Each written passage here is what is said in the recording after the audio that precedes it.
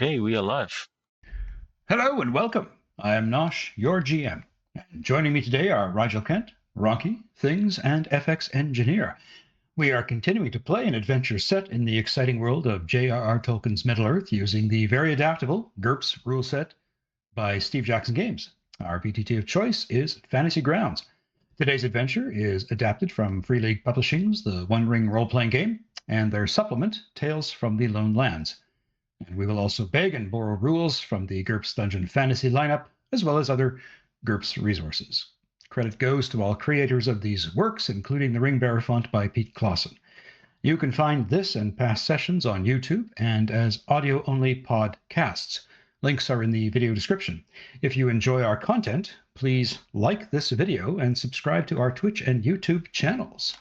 So, moving right along, I thought I would just do a recap from our previous session. And then we'll turn to character business. So the PCs returned from Tol Morwen, dropping off the Lossoth on the northern coast of Forlinden. As the sailing was terrible and the crew greatly fatigued, you harbored for a night at Harland, where Gwython took his leave of the company. The next day you traveled south to Lon Dare, and you reported your findings to Queen Nimue, who encouraged you to return to Bree and to tell Gandalf of all that you experienced. However, you all had a terrible dream that night. You dreamt of a fearful-looking hill looming over your respective homes or wherever your loved ones reside. The very next day, you traveled along the Grey Flood to the ruins of Tharbad. Your travel, however, was not without incident, as Tolman managed to find his way into a ravine filled with nettles and thorns. You then traveled along the Greenway north to Bree. And it was here that you encountered a quite angry Lucinda Willow. She was angry at you, being what she thought was in league with a wizard named Gandalf, who had spirited away her son Handfast. She was so furious at Hori after finding his clothes at her house, which she shares with her sister.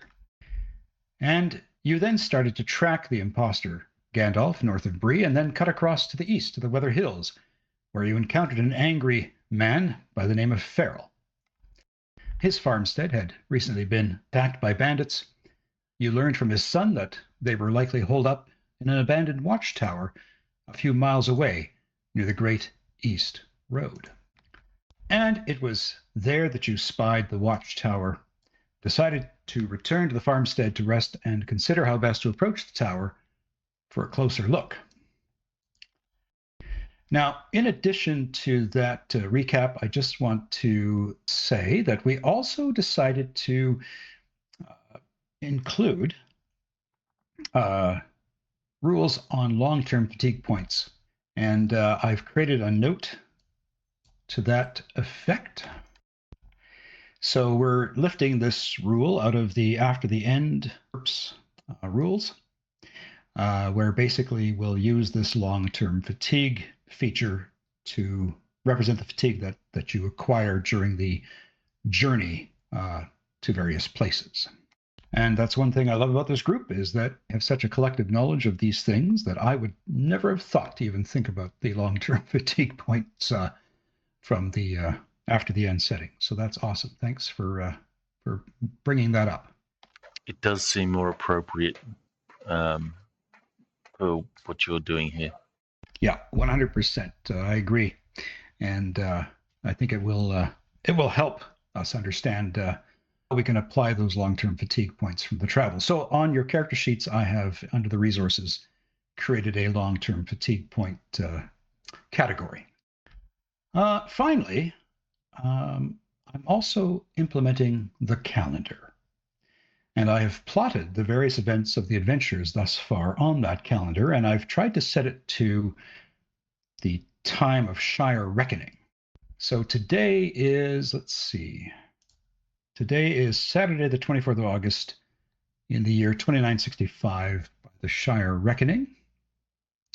And what I've done on the calendar is I've plotted out various key points. One of the things that Tor, or at least the One Ring has, is that it simplifies journey just by saying, hey, you're going to travel like a hex each day. And so what I did was I kind of backtracked all the travel you did over the ocean and the sea, and took you all the way back to when you first formed up as a party to go after those nasty trolls. I think this will be interesting to use because, of course, when you hit Yule, which is only a few months away, it's generally considered a rest time for some recuperation from the shadow and all those nasty adventures. All right, with that, is there any character business from last session? Yeah, at the tail end, I mentioned I spent both of my points, one in diplomacy, so Caladorn has a whopping 9 in diplomacy, and one in public speaking storytelling, so he has a whopping 10 in that. Excellent. Hori, son of Nori. I think I'm going to spend a point in storytelling, so it's no longer at default. Actually, Very good. we need to do an IQ roll to see if I pull that off. Go for it. Apparently I did. So You do. spend that point. I think I'm going to hold the rest of the points. So that's me done. Okay. Thank you. How about you, Nain? No character business for Nain. All right.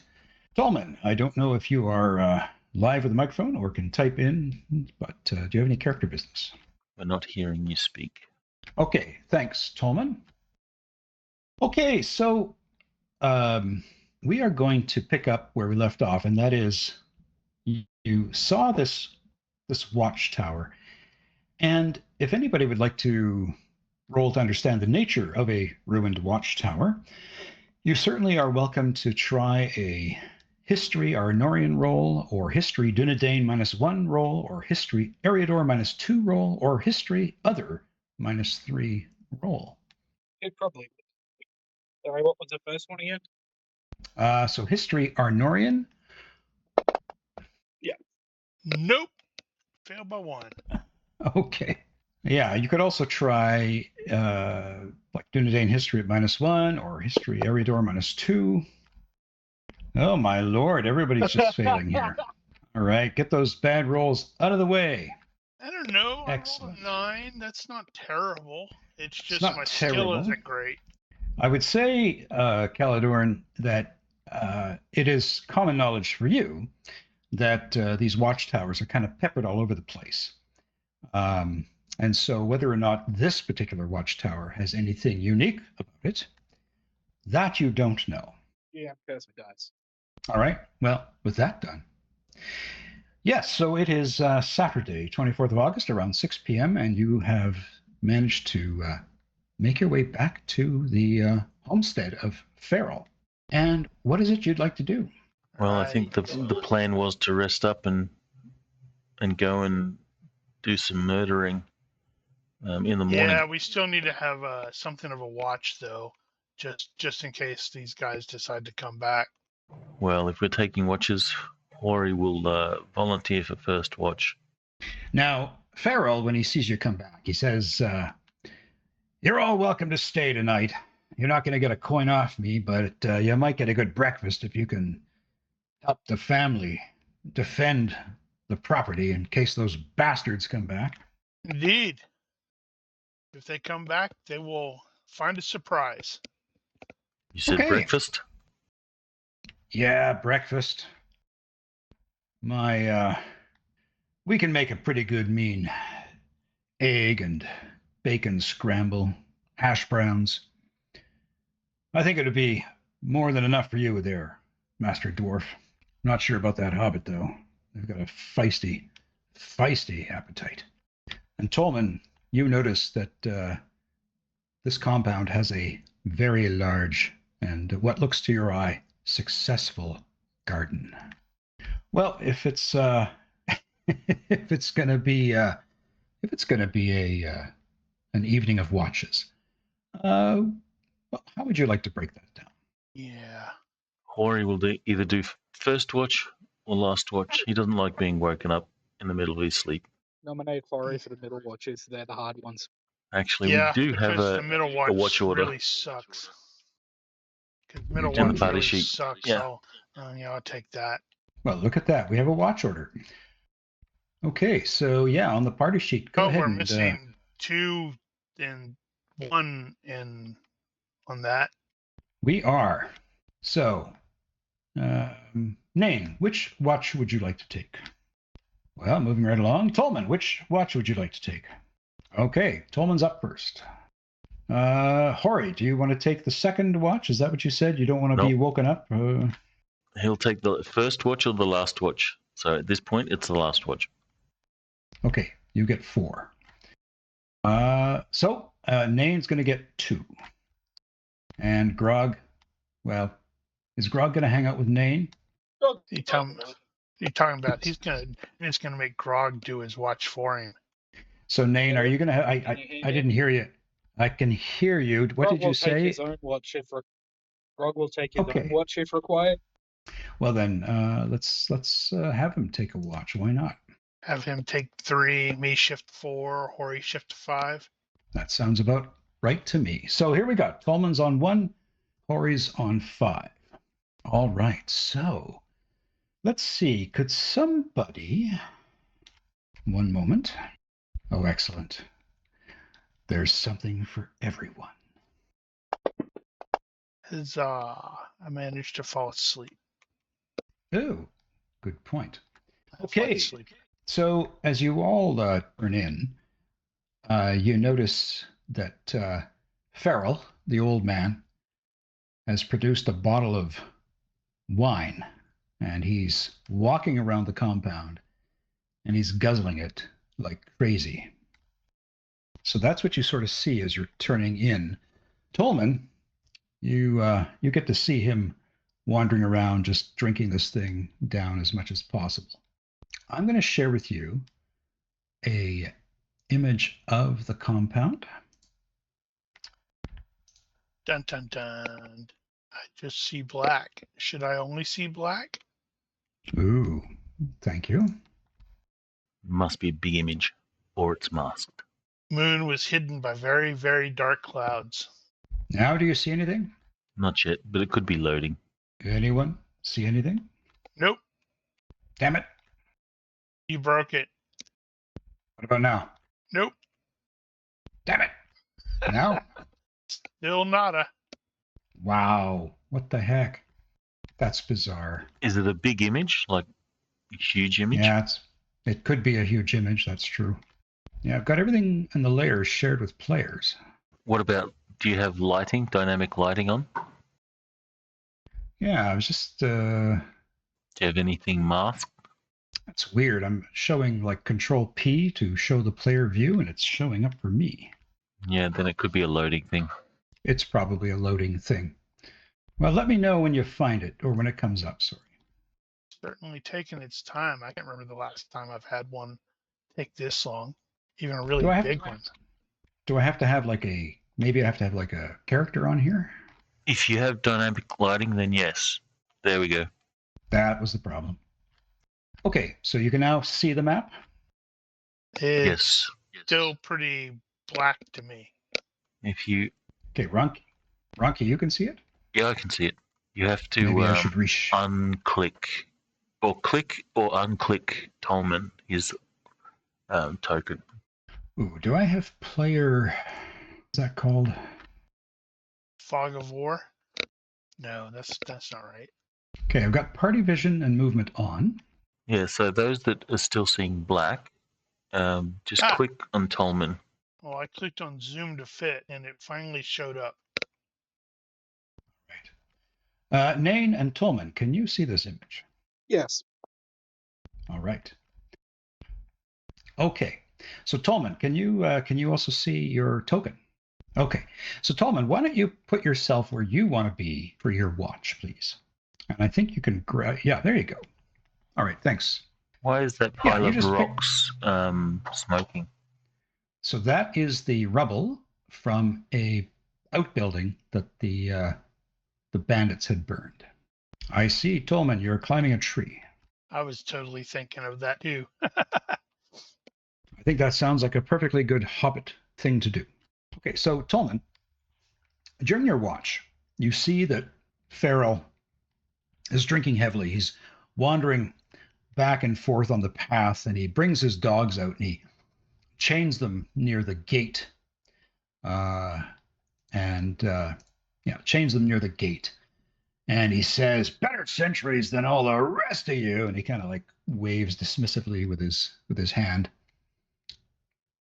And then he's like, looks at you, Tolman, up in the tree, and he says, "Make sure you can see past the leaves there, Hobbit."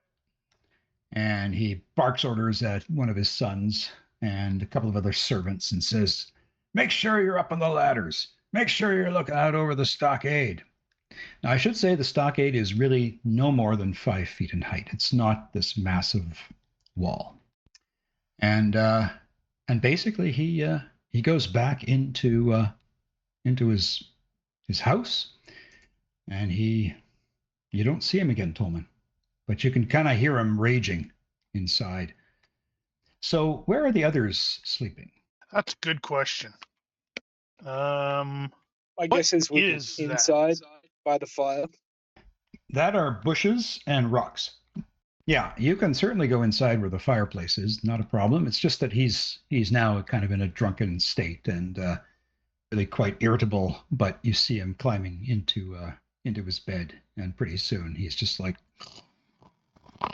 What are the other two buildings? so you've got here. One, yeah. Yeah, so that's kind of like a storage shed. Some freshly cut wood outside behind it. Over here is your classic Brie fashioned outhouse. You got the rubble here. You've got shrubberies and various little shrubberies along the stockade. You've got the main house, and you've got a big old garden. Now, mind you, there are no fires burning. Like there's no torches. Like it's basically get your eyes accustomed to the dark. And you see like the servants, taking a position on various ladders. Man, he's got actual servant. He does. I think I'm going to sleep under the tree. Okay. So Nain, you're indoors. Is Grog with you? Yeah. Thank you. How about Hori, son of Nori? Hori, where are you sleeping tonight? Yeah, he'll probably sleep under the tree. Okay. It's a cool night, but it's certainly not cold. So Tolman, basically on your watch, that's kind of what you experience. You don't see any activity along the gate. The dogs are just sitting there, relaxed, snoozing, dozing. Every so often they get up and sniff the air, but otherwise they're just hanging out together. So your watch comes to an end, and Nain is the next in order. So you're going to have to go into the house and rouse him. And Tolman, are you going to return outdoors to sleep for the night? Okay. So if you don't mind, what I'll just say here is, Nain, you hear this soft voice and somebody kind of trying to shake you awake. Mm-hmm. Yep. Yeah, no. Take a book and get up and wander outside and sit on the porch. Okay. So what I'm going to do is I'm just going to we'll use Tolman as the generic token, and just place yourself where you want to be, and if that's where you want to be, that's where you shall be. Yeah. Well, I can't really tell where the front door is, but essentially he'd just be sitting on a chair on the porch. That works. That works. Okay, so you start your watch, and just make a perception check. No modifiers. Oh, absent-minded. Okay. So you're not going. You're just so. You're so. And is this describe for me what's happening? How is it you missed this perception check? he's meant to be looking around, but he's got a really good book, so he's just engrossed in it, not paying attention to anything around him because the world in the book's too interesting. Awesome sauce. Okay. Squirrel. Squirrel. Exactly. Okay, so let's see. Who is a light sleeper? I think Caladorn, are you a light sleeper? Caladorn, yeah. Yeah. Caladorn Okay. has that. I'd like you to think about a modifier to your hearing roll. To overhear two people having a very intense conversation over by the woodshed. Okay, so I'm looking at the.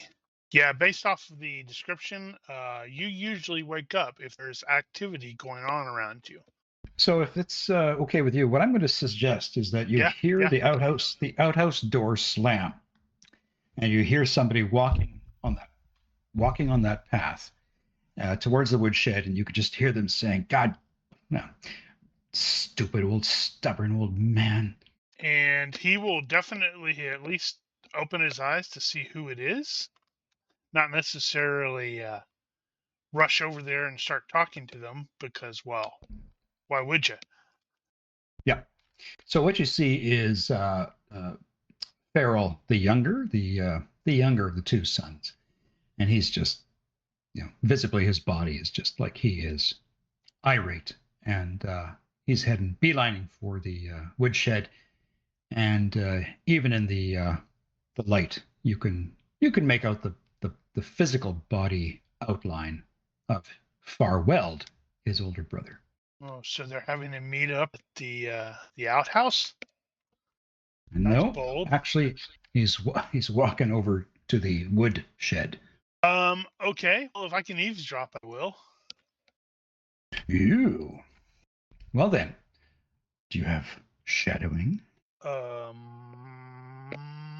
No. Yes.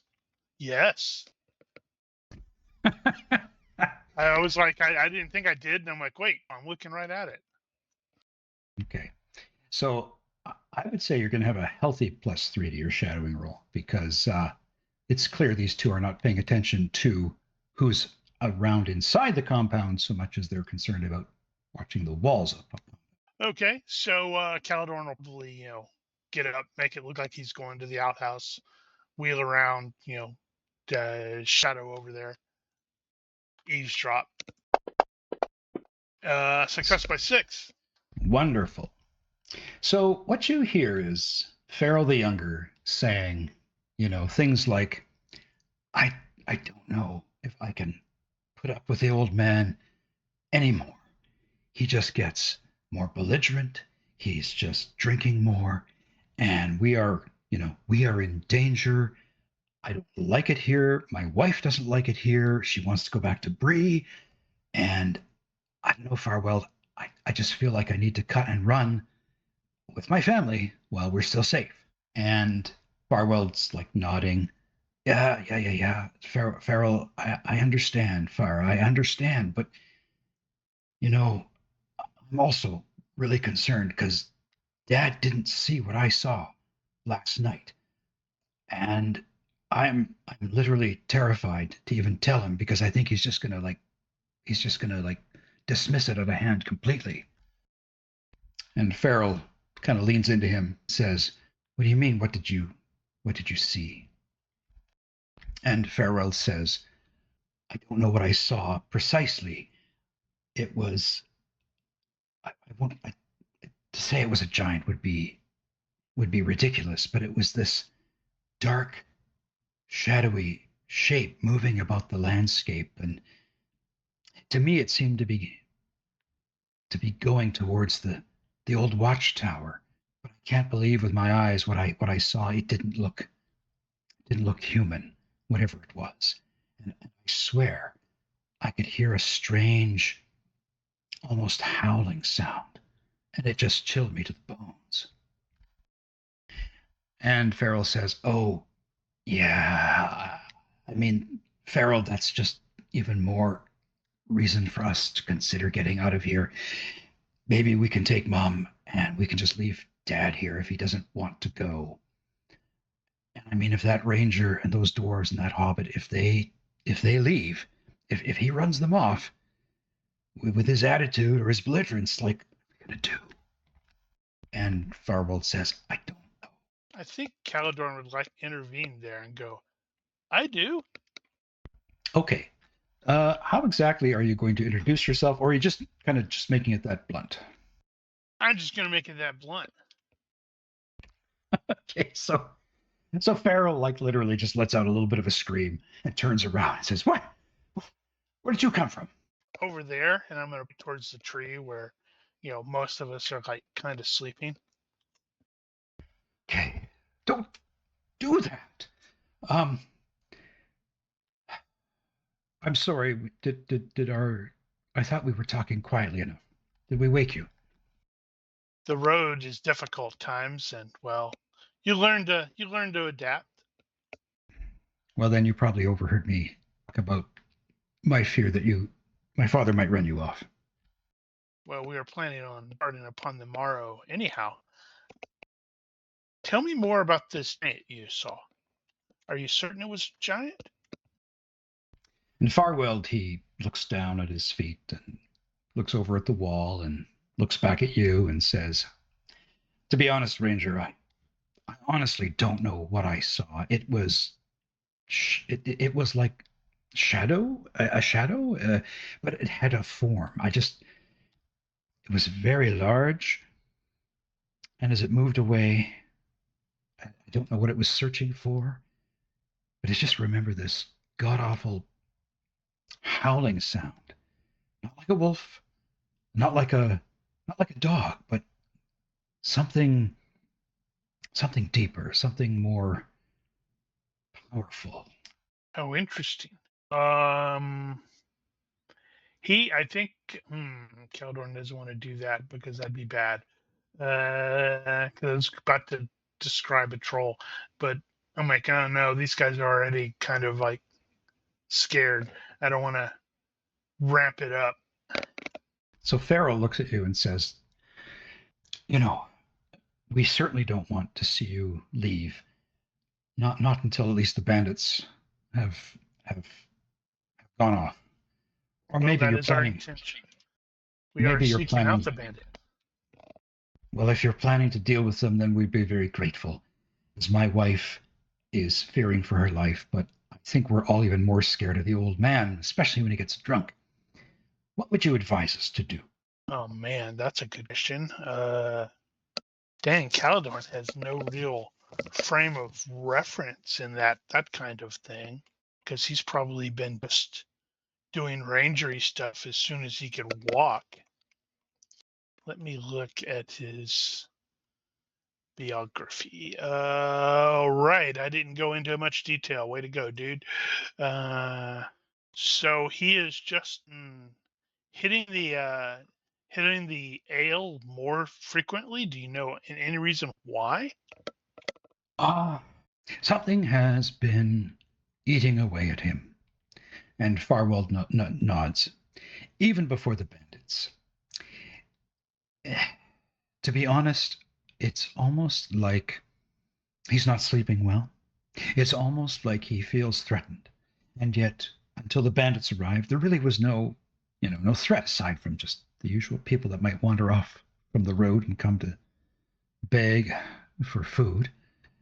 No, this is something I think something's eating away at him and his peace of mind. Have you spoken to him about it? No, because now he's just increasingly drinking, increasingly dismissive, and is just barking at us most days. Okay, awesome. So you hear this laughter coming from the porch of the house, and Farrell and Farwell look over and say, "What the? That's peculiar." But anyway, tell us a little bit about your companion there. He looks a little off. Which one? The dwarf who's dressed Which one? The dwarf who's dressed in That one over there, the one that looks like he's a walking moss mound. Yes, he is unique, strange even.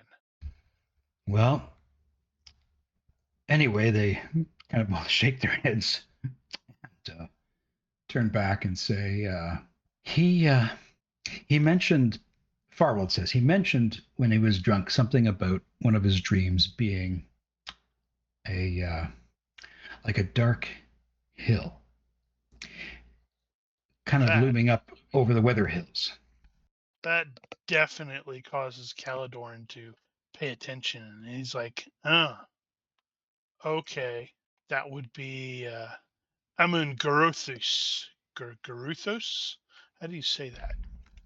I think it's Gurthos. Guruthos.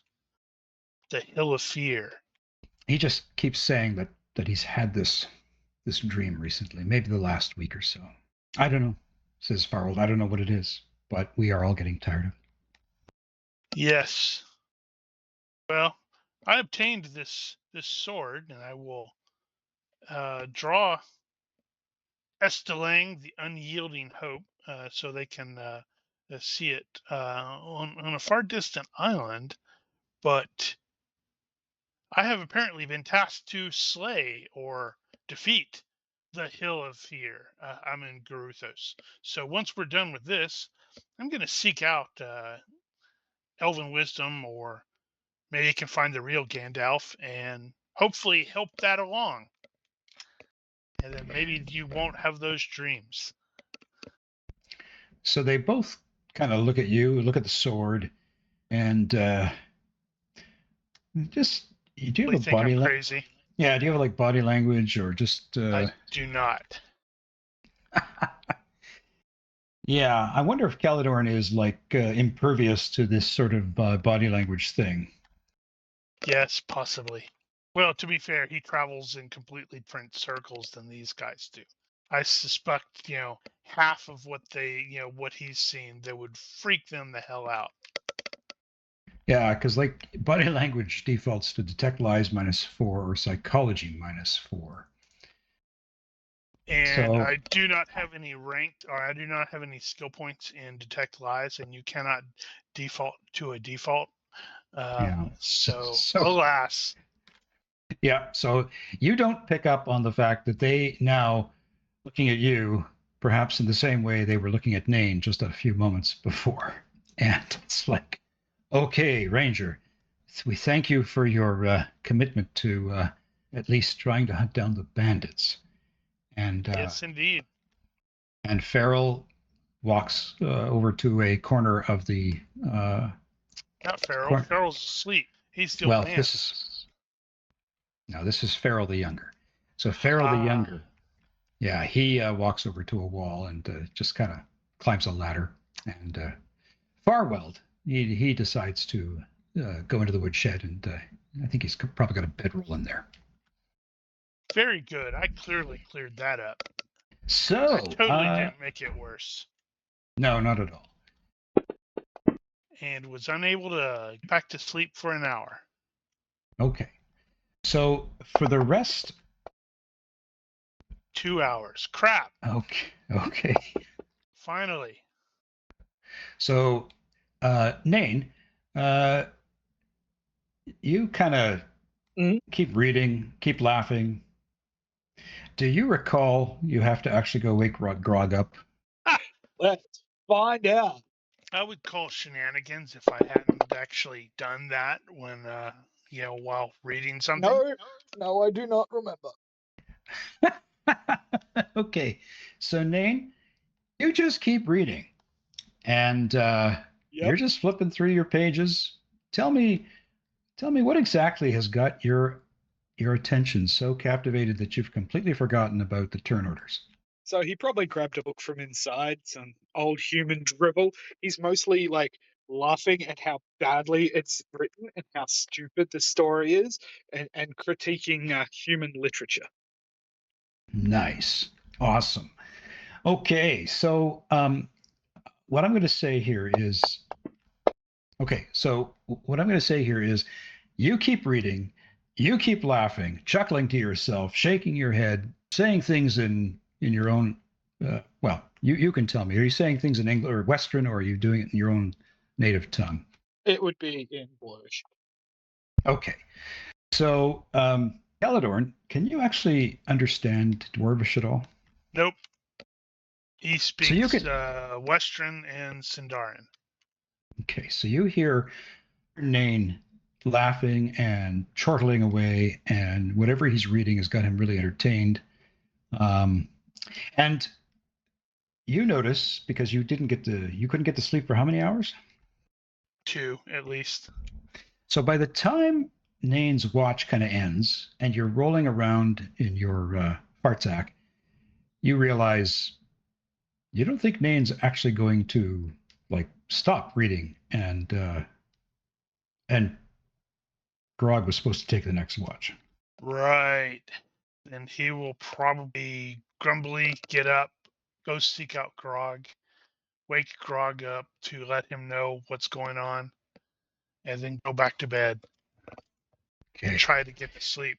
And apparently he eventually succeeds. Okay. So, Nain, you're reading, you're chuckling, and do you even notice like Caladorn's like get up and he's like plodding across the grass, looking, I don't know, Caladorn, how do you look as you're moving across the grass to the house? Yeah, he's probably fine. Maybe a little tired, maybe a little yawny. Okay. Smart enough to grab his sword and buckle it on. Just even though it's just across the place. You never know. Okay. The road So- makes you paranoid.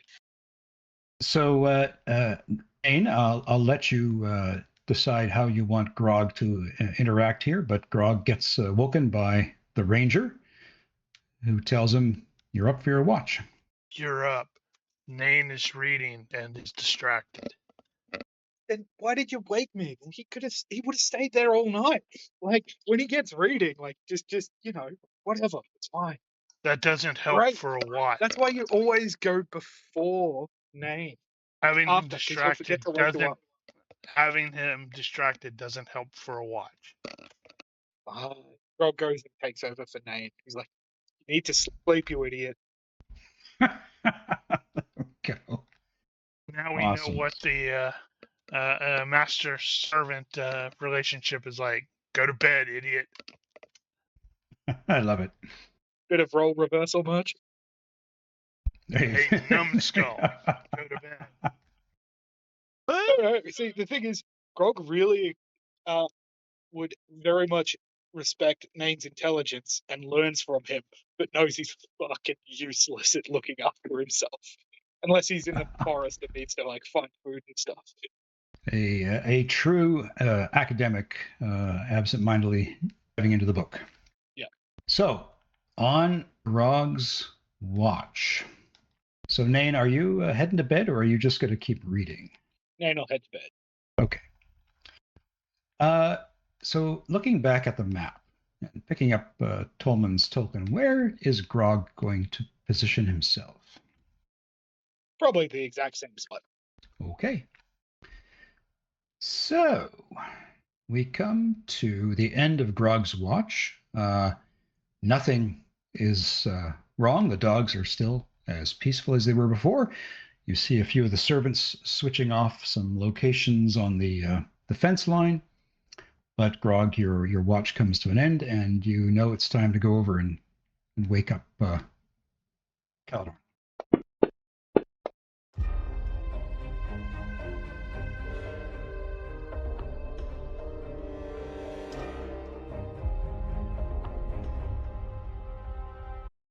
All right. Well, welcome back. We had some TeamSpeak issues, but let's see if we've got those rectified. So before we kind of lost some connectivity there, I was asking Tolman to give a 1d5 roll. This is to determine who experiences this next event.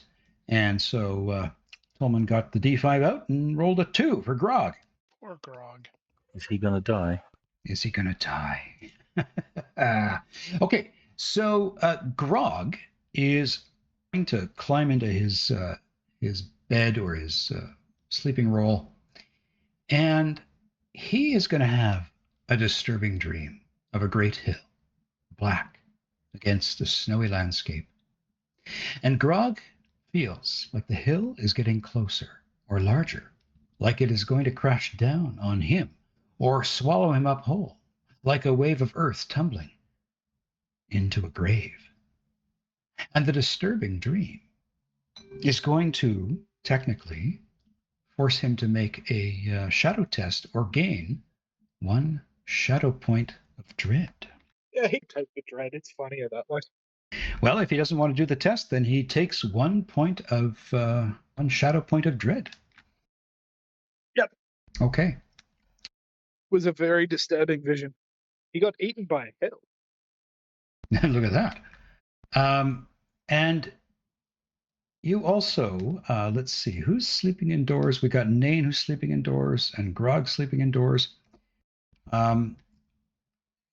Nain, some point in your sleep, you're going to hear someone scream in the night in the house, but it's not something that's going to wake you. You just kind of have this memory of a scream when you wake up. Okay, so who is running around the exterior? Is this Caladorn? That's Caladorn. Unlike everybody else, he's wandering around and going to all those ladder areas that are presumably going up to the stockade. Not that he needs it. Okay. And she said it's like a 5-foot fence. Yeah. It's just 5 feet. So yeah, that comes up to his chest. Yeah. So for you on your watch, I would like you, let's see, to make a perception. Let's see here, a perception -3 roll. -3. Ooh, success by 4. Nice. Even to -3, yeah. Okay, so Caladorn, you hear something moving, and you kind of hear it moving. I'm going to indicate on the map with the ping. You're going to hear it kind of moving over here.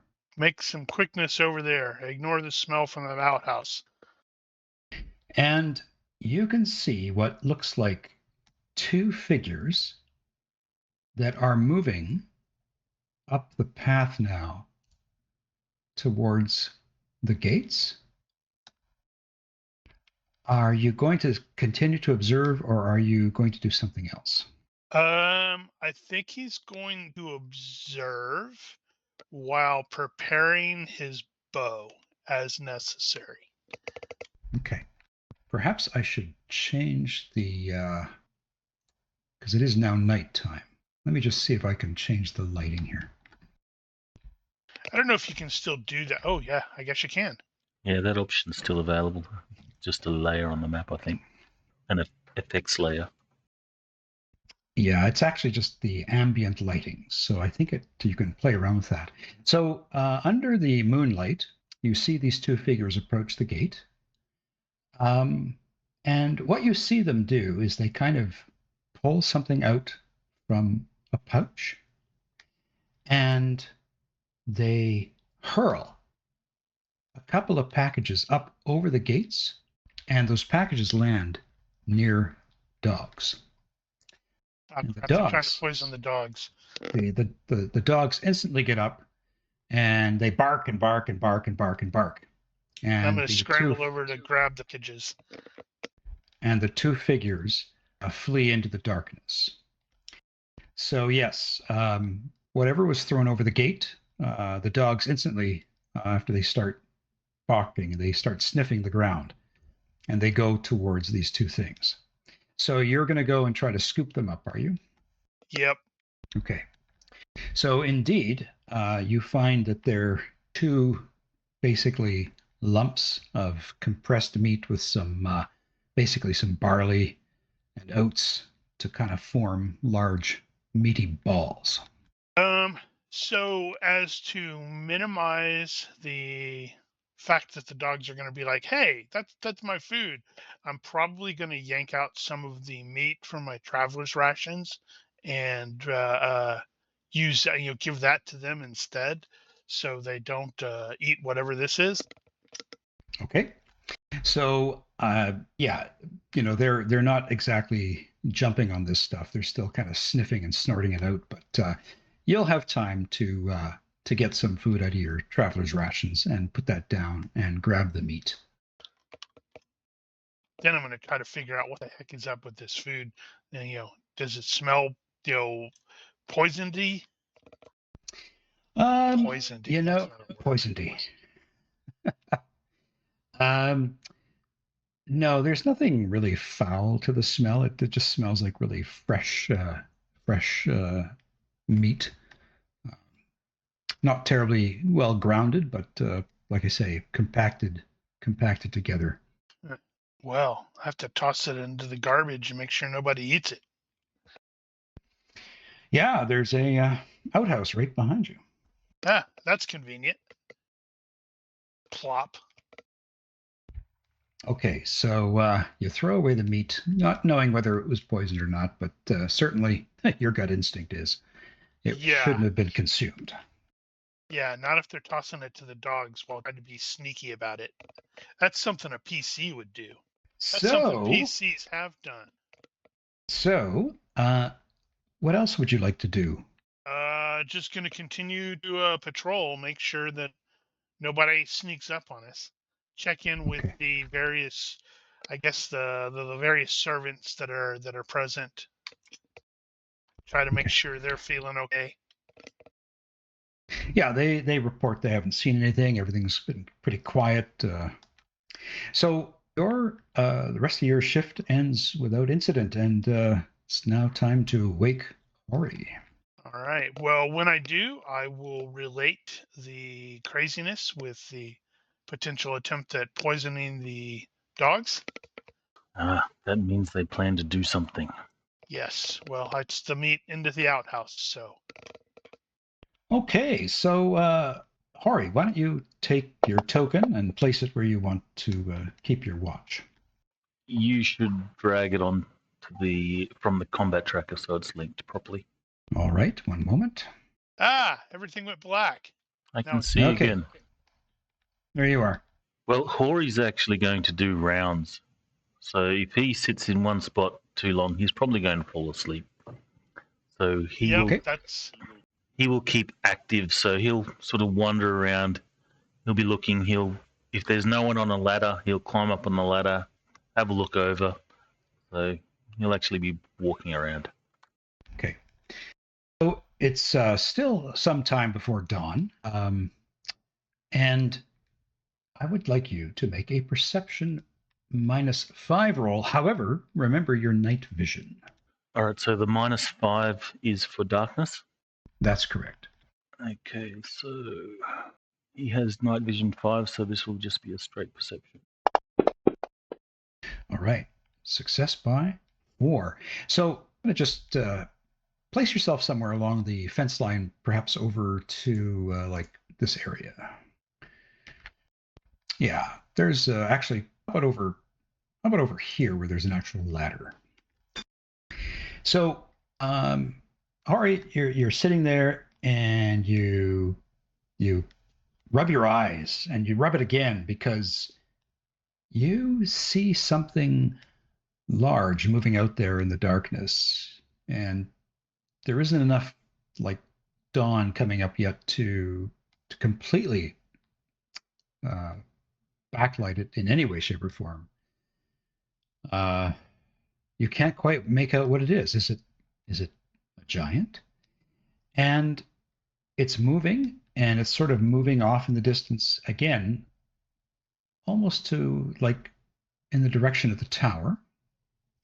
And you can hear this faint, eerie howling in the wind. Are the dogs barking, or are they quiet? The dogs, they're getting up and they're sniffing the air, and they're kind of making a whimpering sound and kind of pulling back in the general direction away as much as their chain will let them from the wall. And it's a definite silhouette of something big. Something large and shadowy. You just can't quite make out whether it's got a humanoid form or not. Caladorn, are you still awake? Nope. I managed to go to sleep. Well, look at that. I know, right? So, yeah. So, what's your kind of reaction to hearing that eerie howling? Is that Hori? Yes, Hori. Well, Hori's going to charge off in that direction at, what's his move? You're going over the fence like a crazy person? He'll be at move 4. Okay, so you are actually going to leave the compound?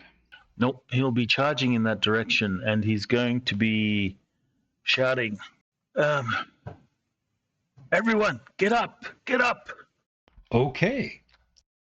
So there are some servants out, and they're kind of running towards you.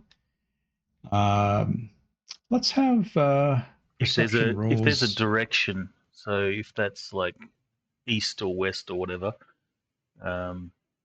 he'll be sort of indicating the direction that he's seeing this thing. Yeah. So it's to the, I would say to the southeast. So he'll be saying, get up, the southeast. So, let's have everyone else make hearing rolls, but again, I will allow you to decide what your negative is because of your own state of grogginess or sleepiness. Wait, if it's southwest and he's on the north side of the compound. Oh, don't. I don't think I've put an actual I don't think I've put an actual direction here. North is up. So let's just say that to my way of thinking, the tower is in this direction. Anyway, Nain and FX, or sorry, Tolman, do you want to just give yourselves a modifier that you think would be suitable for your hearing roll, and then make the roll, please? Sure. Well, give yourself a flat -3 then. How about that, Tolman?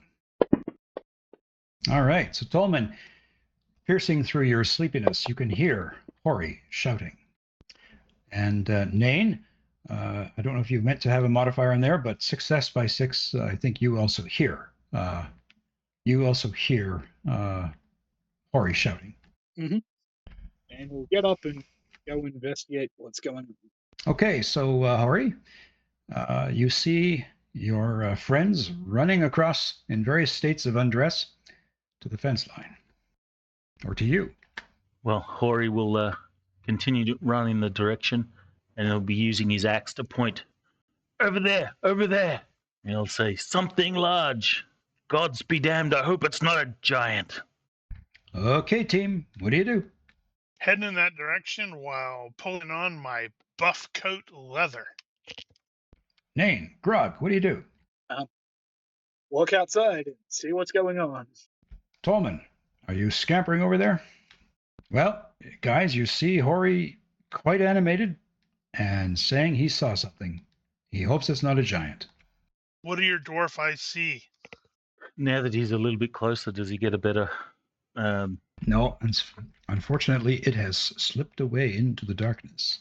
There's a giant over there flipping you off with 2 different hands. Gods be damned, it was something large. And if it's bigger than a horse or whatever, he'll say, yeah, bigger than a horse. It could be a troll or a giant. Was it a hill? And Farrell or Fardwell, whichever one of them, will come up and say, did it make a noise? It did not. It moved quietly. You heard a wolf or a howling sound, didn't you? He will mention that. Yeah, Farwell says, I saw something giant and dark moving in that same general direction the other night as well.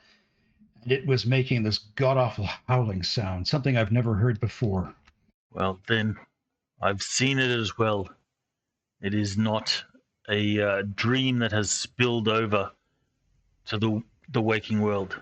There's something there for certain, I am. And that's in the direction of the tower? Yes. Hori will be up on the ladder having a look. We venture that direction, we will have to find it. So yeah, all you see, Hori, is just the rolling landscape going down towards the Great East Road. Dawn is again hasn't quite broken the landscape. It's getting there. It's pre-dawn, and but what's weird is that there are no birds even starting to sing in this pre-dawn moment. And Caladorn, you look over the fence, and all you can see again is just the rolling down of the landscape, the thickets, and the rolling hills towards the Great East Road, and you just know that you are all looking in the direction of that watchtower that you had seen earlier the evening before. Caladorn, something that large would have left its mark in the ground. Well, we're up now. We should gather our stuff and venture forth to investigate. How much light do you want there to be before you start doing this, or are you going to plow out of here right away? Well, it's going to take us a little bit to actually get fully prepped, because we have to put all of our stuff back into like our, backpacks or whatever. And if someone has not done full armor, they'll have to do that. So I suspect it'll be like, just as dawn is actually happening when we, venture out. Okay. So, so dawn does break over the landscape, and as it does, thankfully, you start to hear the birds chirping and singing, as they should. And Farrell and Farwell, Farrell the younger and Farwell, say, "We'll stay here. We'll make sure that Dad doesn't do anything stupid." Connected. Channel switched. Testing. Interesting. I heard you start to say testing, but it cut off. Can you hear me? Can you hear me now? Yeah, I can hear you. Yeah, I can hear you. All right. Seems to be good on the stream too, so carry on. Okay, and now FX is rebooting. Yeah. So why don't we just take a 5-minute break, everybody? All right. Going on break.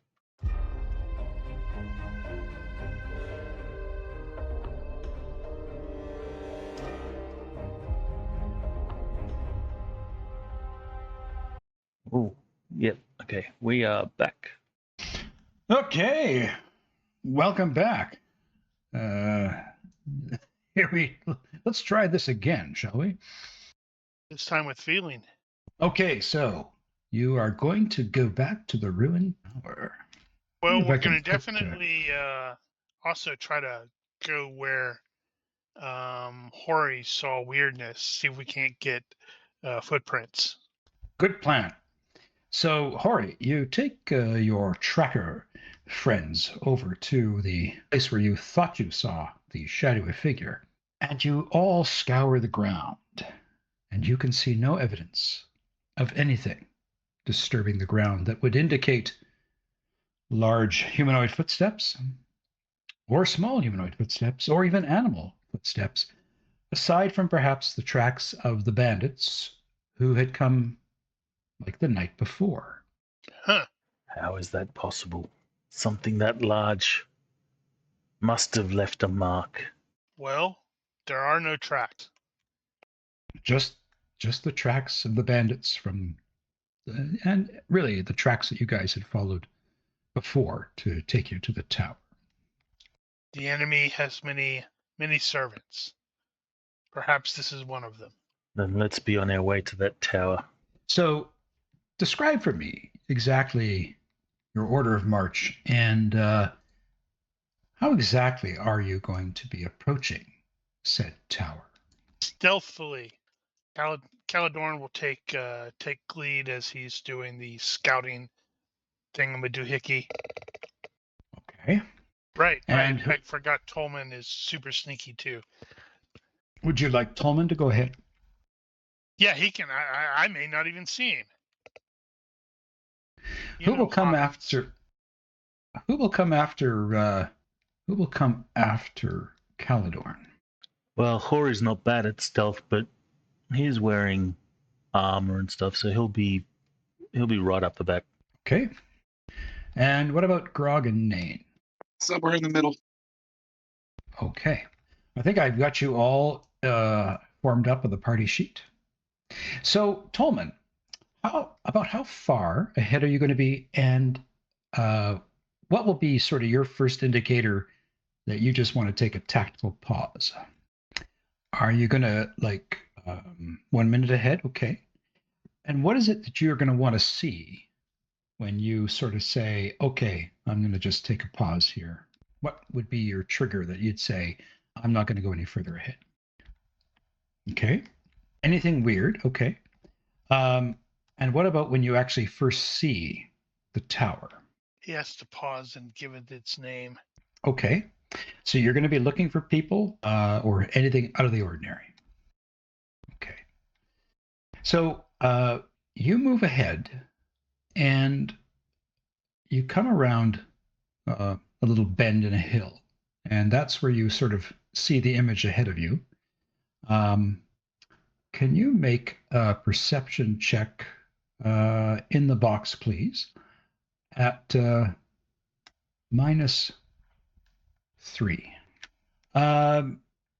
I would use observation then, because I think you were trying to observe without necessarily being seen as well. Okay. Well done. Critical success. No, that works. So, Tolman, you come around a bend in the hill and you nestle yourself up into some of the scrub brush you see in the picture. And you just start looking over the image or the tower in the distance. You notice a couple of things. First of all, if you're looking at the image, you see that there is basically some wood smoke that's kind of coming up from the base of the tower. You also see up in here in the top of the tower, you can see a man, a human, armed with a bow.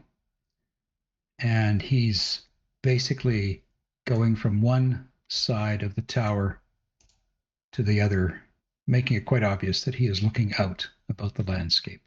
But you cannot see anything else that would lead you to believe that there are people kind of like out and about the tower. You don't see anything like that. So what do you want to do with that information? Okay, so what would be your gesture? He's going to flip us off. For the benefit of people listening, we should probably read out what Tolman says. Yeah, exactly. So, first of all, Tolman got a critical success on his observation. And what he asked here was, can the party see me if I let them? I want to gesture to them. And what he's gesturing is, one scout on tower, don't see anything else. I'm not going to be an a-hole and require gesture skill rolls on this one. I really don't want to go down that road. So you see Tolman, Caladorn, passing that information back to you.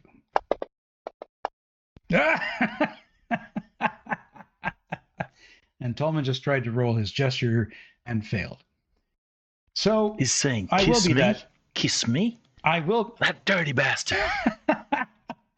I will leave it to Caladorn. I'm not going to be the a-hole. Tolman, he stepped up to the role. So well done, FX. So Caladorn, what do you think Tolman told you? Lunch is this way. I mean, he is a hobbit. And my first thought is like, oh, come on. Well, I'm going to leave it to you, buddy, to decide what you interpret that to mean. Yeah, it's going to be unclear. So he's probably going to try to stealth up there next to Tolman to see what the hell he's talking about. Okay, so let's have each of you make stealth checks now, since you're coming together. And again, I'll give you a definite +3 for the surroundings. I have to see if dropping some stuff here is going to matter. Nope. Are we just waiting that out should on? be fine. Yeah, sorry, Okay. I was double checking something. It's fine. 5. Okay. Do we have a role for Grog if Grog is coming up forward, or did Grog stay back at the compound? Grog can stay back. Okay. Ah, crap! I just saw Nanes fail by 3. Woohoo! Did everybody see my dice roll or not?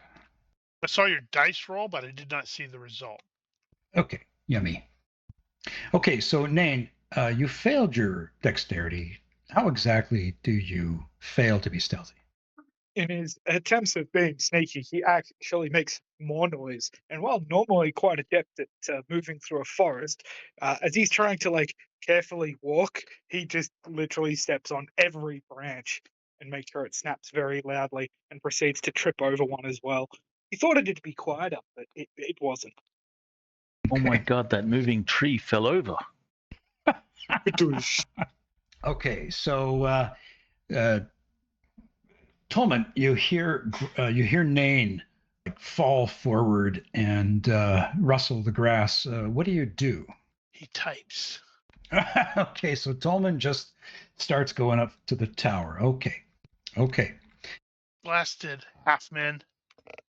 Okay, so Tolman, you made your skill roll by 10.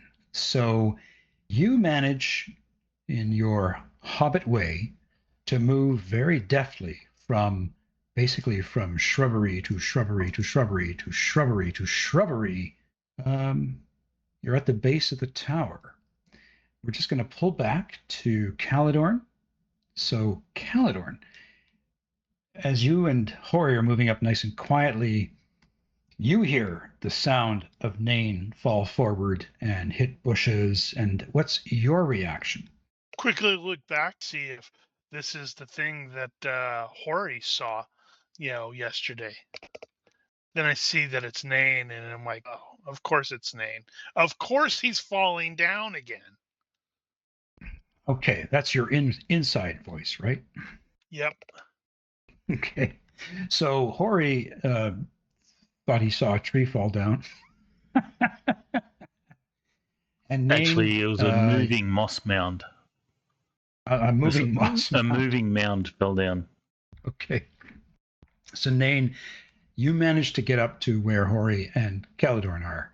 And and Tolman is gone. And Tolman, we're going to go back to you. You are at the base of this tower.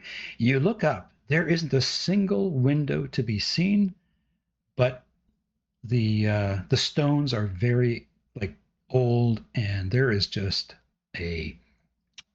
like a target-rich environment of handholds for you. But there's also the door. So you describe to me what you're doing. He's gonna make a mess, but don't worry. Nain has already done a mess. Okay, so what I said was, got to the base of the tower. You look up and you can't see a single window in the tower, although there are lots of handholds because basically the stonework is aged, and there's lots of handholds should you want to climb. But there is also that door. There's also must be a hole where the smoke's coming up from. Exactly. Why not?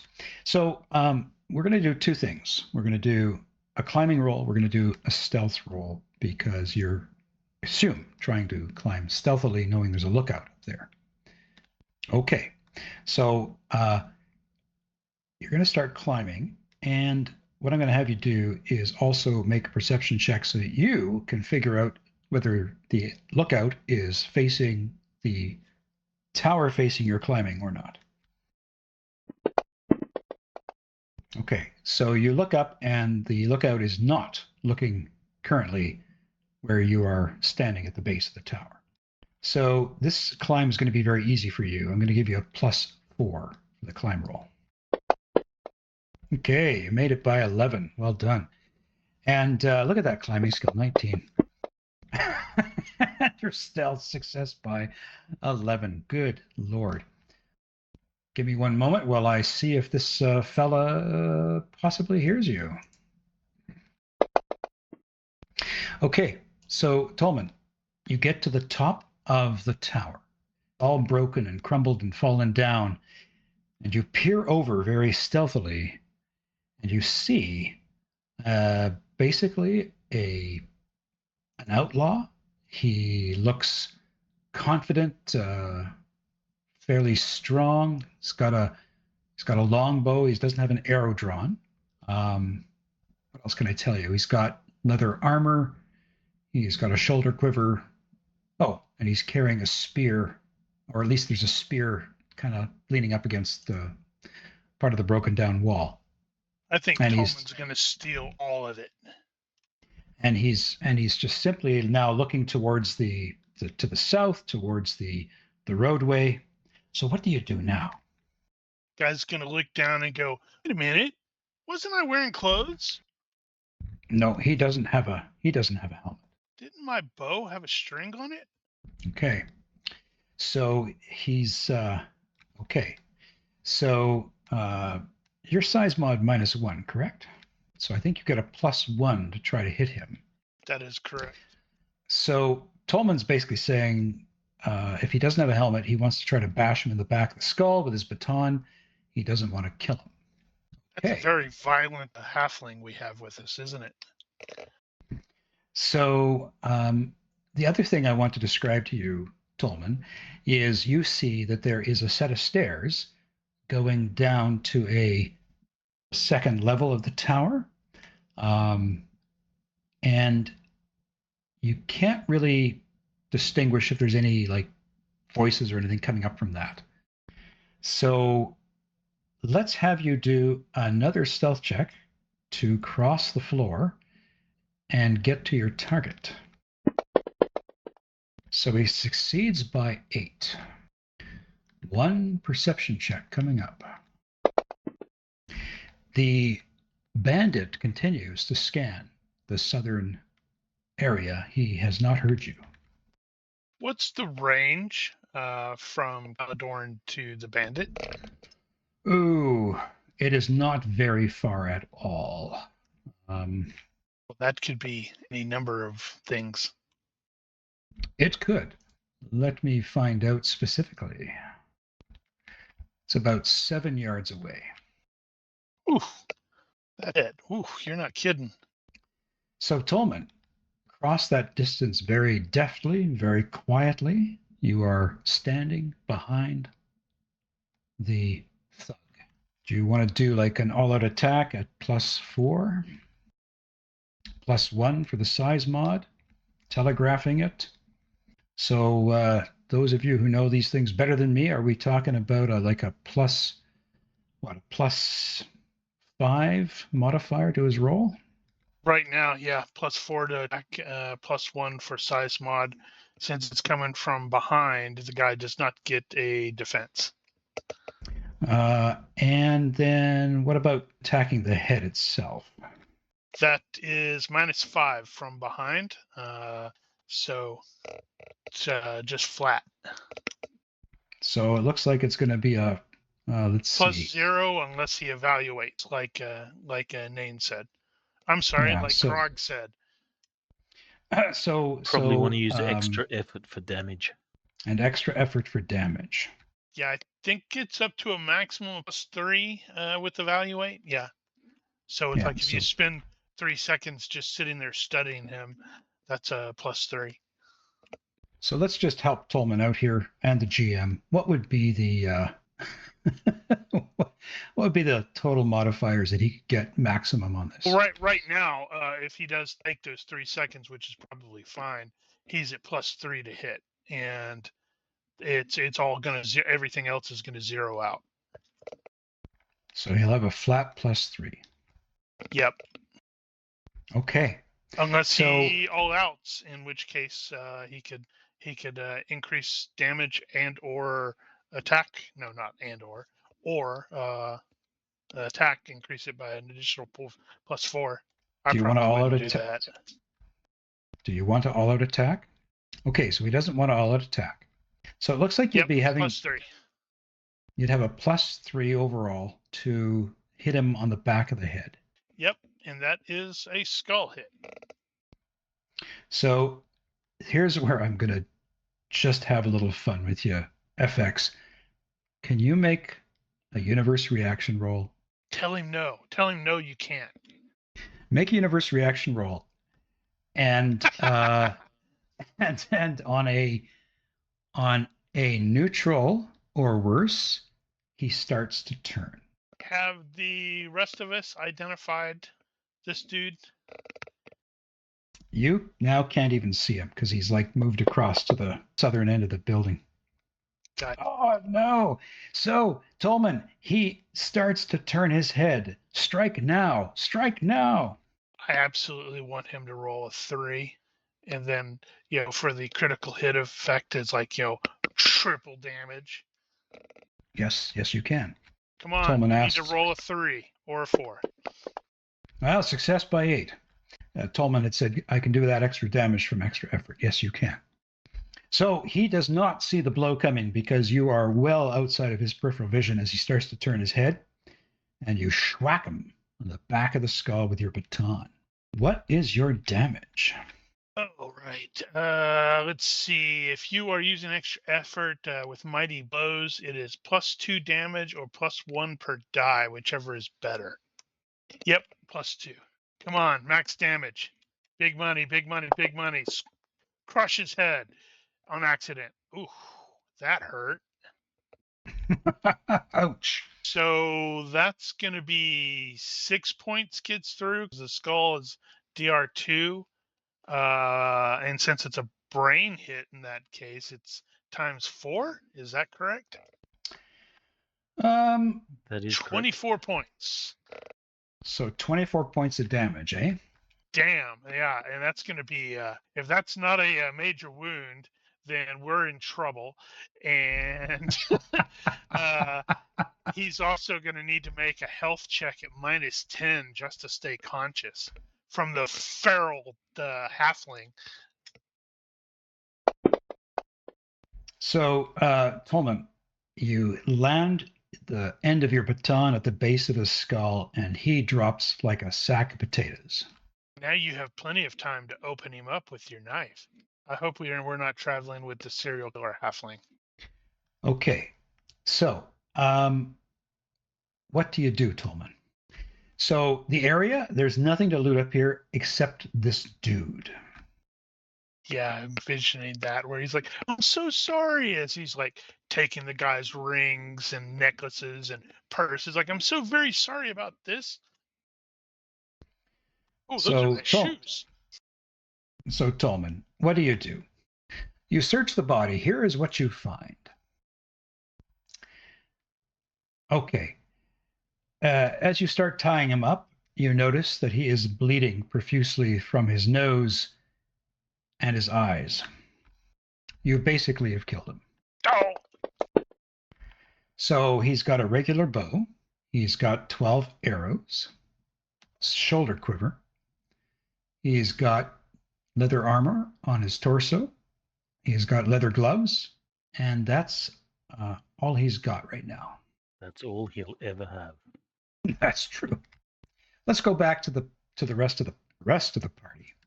So Tolman starts to go over the body just to see what he can find. So Tolman says here, I think it'll take me 1 minute to do this, and by then the group makes it to the base of the tower. Maybe. So what are the rest of you doing? You see Tolman scamper up the wall like it's child's play. He disappears over the top, and that's the last you see of the Hobbit. All right, so there was no reaction to Nain making so much noise? Not a thing.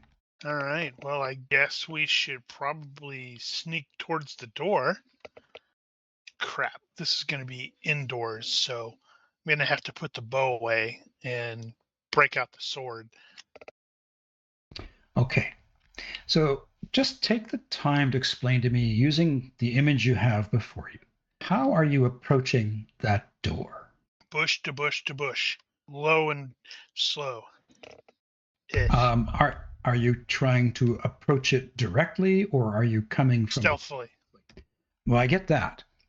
Are you doing a perpendicular approach to that door because it's open? Yeah, don't want to do it openly. So you're kind of going like somewhere like this up to the side. Yeah, probably. Okay. Unless the terrain, is resistant to this. No, not at all. It's just as you see it, to low bushes, what have you. Okay, so let's get the stealth checks going, and you're going to all be at a +3. Success by 6. Damn, I'm quiet for a dwarf. Holy name. Good roll. Well done. So the 3 of you succeed in your stealth checks. Now, give me one moment. Ori will whisper. Caledon, I don't like this. It seems too easy. Bandits. We could be heading into it. Well then, spring the trap. Oh no. The terrain has changed. The terrain has changed. It's become hexy. All right, so can you see, what do you see? A grid and Okay. edge of a tower. Okay, so you can't see into those. So where you are so where you're moving yourself around, right there, Caledorn, that is sort of subsurface. What you can see on the other side of you is the actual tower base. So if I just ping it here, that's the tower base. Is that showing up for you? It's a straight line. Yep. I can't move my character over there. Yep. So that is the wall. Yeah. Okay. So you are at the base of the tower there. So how do you enter it? Where's the door? Anything here is just another map a level you're not on yet. Where's the door? The door is right there. Well, now, I can't seem to get to the door. Okay. Let me see if I can help you out. I'm also not so sure about this token you've given me. That fellow has glam rock hair. Oh, it opened up. I see a door now. So. You have tokens locked. I sure do. So there's the door. You can see it now. It's open. How are you approaching that doorway? Stealthily. Okay. Are you going to try to move into the entrance proper, or are you just going to get to the lip, very quickly glance in to see what's going on, and hopefully not get shot. Okay. One moment, please. I'll be with you in a second. Wow, he's a confident-looking bandit. Yeah, just 1 second. See, won't they be surprised when our feral halfling sets upon them from behind? Okay, so cancel all. So, Caledorn, what you're doing is going right up the lip there, correct? And you're quickly peeking in. Okay, so what are the rest of you doing? Are you kind of lining up behind him? Yes.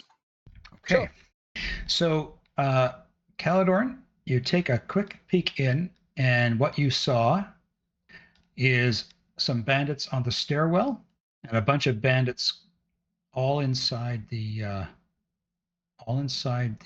base of the tower. Tolman's asking if he still has fatigue from the last session. So I'm going to say that you can. How much fatigue do you currently have? Yeah, I was at 5 as well.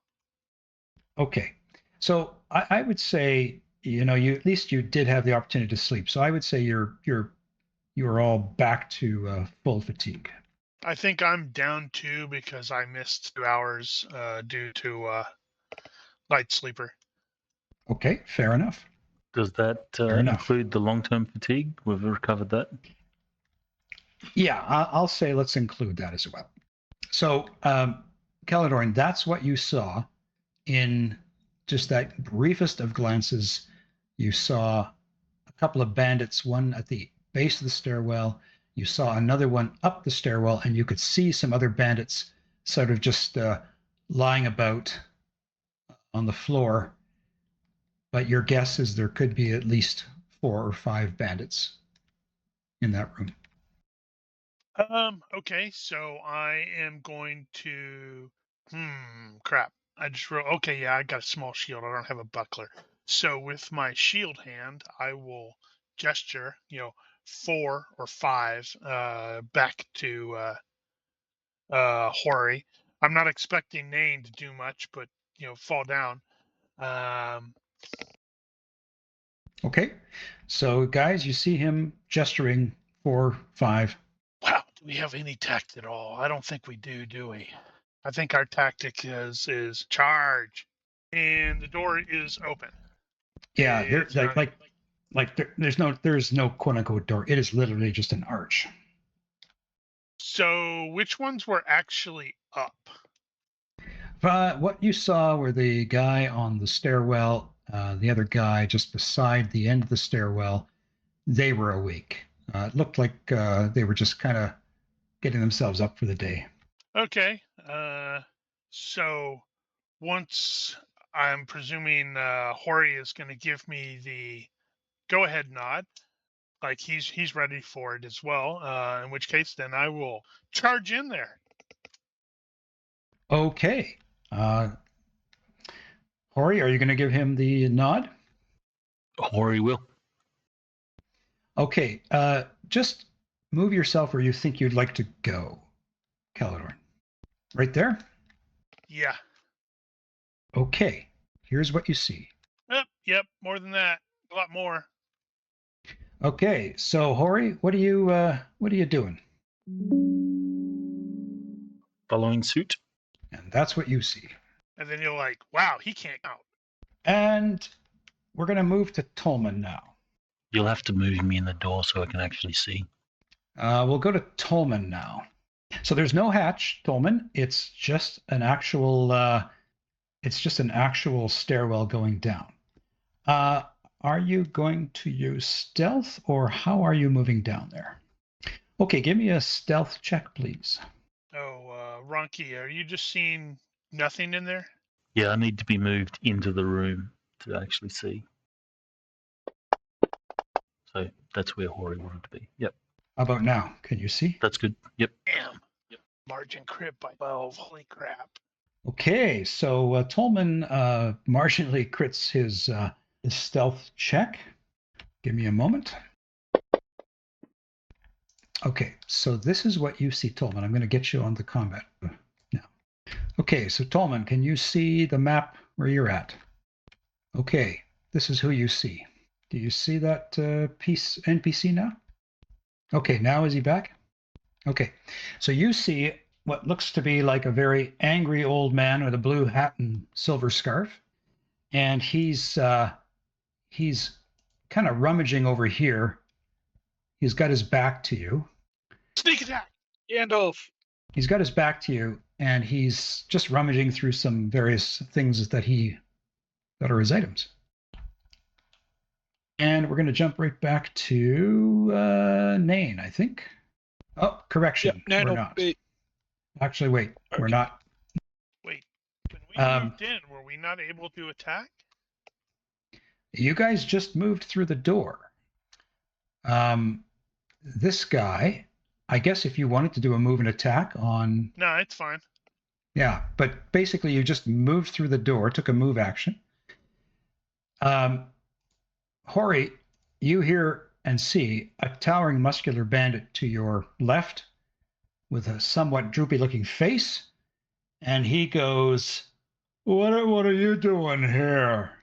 Now we'll go to Nain. Okay, we'll move up in the door. Okay, Nain, can you see everything now? Sorry, I was dealing with long dishes. Okay, so if you can see the inside, that's awesome. Yep. The swarthy bandit on the stairwell, he spins around, and everybody else is lying on the ground except for this fella here, beside you, Caladorn, and he just spins around as well and kind of like, where the hell did you come from? Everybody else is just kind of lying there and kind of now hearing somebody mention something about what are you doing here, and a couple other gasps.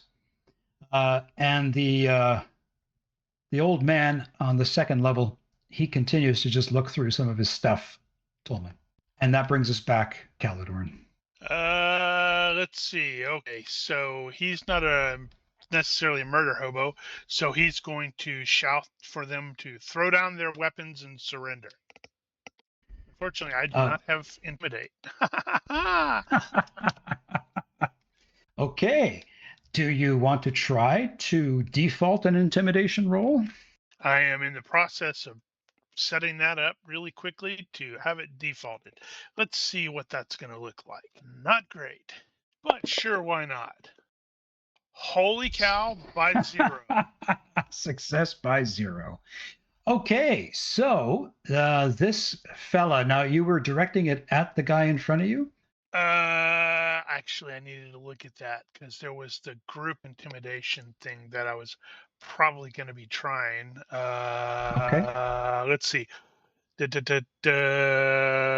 not gonna. That's not gonna be a success then, because it's -1 to skill per 5 people or fraction thereof. And I don't know how many there are total. Well, in this room, there are 1, 2, 3, 4, 5, 6, 7, 8. There are 9 bandits. So, wow, that's only -1. So it's a fail by 1. Okay. So I'm going to rule that basically the bandits who are sort of on the main floor here, with the exception of the guy to Hori's left, and the guy that saw you walk in, and the guy on the stairs. These others are all surprised. Sounds so, good. Hori, you see a bunch of some bandits who are poorly equipped on the floor, kind of starting to roll up and look over. You see some others who are better equipped, kind of getting up. But you see this big guy to your left. He's got a big axe. I can you give need you to ask him a question. I can give you a better description of him. Just give me 1 second. I think I can even give you a picture of this dude. 1 second. Now you just have to figure out what hex the dude is actually in, since Nosh is like putting literally standing between you on that border. All in good time. All in good time. So that's who you see to your left, and he is equipped with a spear. Actually, he's got his axe in his hand. He's got leather armor, leather boots, leather gloves. That's it. Hori. He looks like he's got a very kind face. Hori actually feels guilty having to kill him. That's not going to stop him from killing him. He's just going to feel guilty about it. So, because it's a stupid hex and a split, we're just going to put him right there. He's not in the wall. Yeah, you can get away with that. So, Hori, you're advancing on him? Yes, Hori will move up and he will say, we are here to end your blight on the land. Surrender or be sent to where do humans go? What heaven do humans go to? Well, in this game world, when you die, I'm trying to remember what happens to them. The elves go to the Hall of Mandos and they wait. Yeah. But I think human beings, no, human beings just die. And I don't know that there's a developed theology of what happens to human beings, except that the gift that Eru Iluvatar gave them is actually the gift of death. Well, then Hori will say, I'm here to deliver that gift. Halls of Awaiting, apparently. Or Halls of Awaiting. Okay. Yeah, I don't have that one on the top of my head. Surrender, or you shall go to the Halls of Awaiting. Okay. So, what are you trying to do? Are you just going to hit him, or are you actually trying to intimidate him? No, Hori's not doing a move and attack, so he will use this for intimidation. Okay. Do you want to do a little intimidation roll, please? I want to do a very worse than me. Good intimidation roll. Ooh, oh wow! You actually have the skill. Congratulations. All right, let's see how he resists, if he resists. I believe it is a will check, correct? Yes. Crap, that's the wrong button. Sorry, ignore that. So this Even fella Caladorn surrenders. No, I was trying to click on the button so I could actually read what the stuff says, and I hit the wrong one. So this guy goes, whoa, what do you mean halls of waiting? I don't understand. And he's like just standing there looking down at you with this confounded look on his face. Next, Tolman, you're at the top of the stairs and you can see the this wizard dude. Come on, we want to call him Wizard Slayer. Okay, you're evaluating and observing. Okay. He's waiting to pounce. So this guy, again, just looks at you. I don't understand. He's not swinging his sword at you or his axe at you. Nain, what you do, buddy? Nain will wait. No hostilities have come out quite yet, so... Tolman, you're choosing to wait. That guy is just simply doing what he was doing before. He's simply... No, he had asked a question before that. Does he recognize him? Oh, sorry. I did not see that. He does not look like Gandalf to you. Not whatsoever. So evaluate is on. Okay. Sorry. Nain, what were you doing? Nothing. Okay. So are you just doing a wait, or you were actually just doing nothing? Yeah. Okay. Are you waiting for something in particular? Hostilities to actually commence. Okay. So basically, if somebody attacks Caladorn or somebody attacks Hori... Yeah, I'd move to hit them in that case. Okay. All right.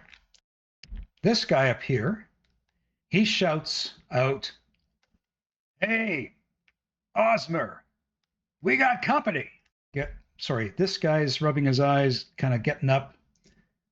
This guy, he is going to basically take a step back, and he is going to ready the arrow that he was pulling out of his quiver. This guy, that hostile. This guy is simply rolling out of bed and looking around, as is this guy, as is this guy, as is this guy.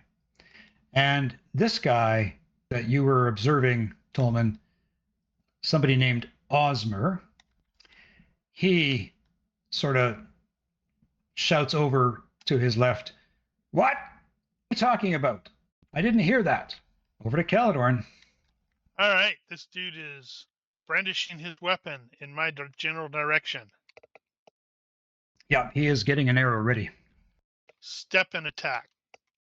Okay, do your damage. Well, I have to hit first.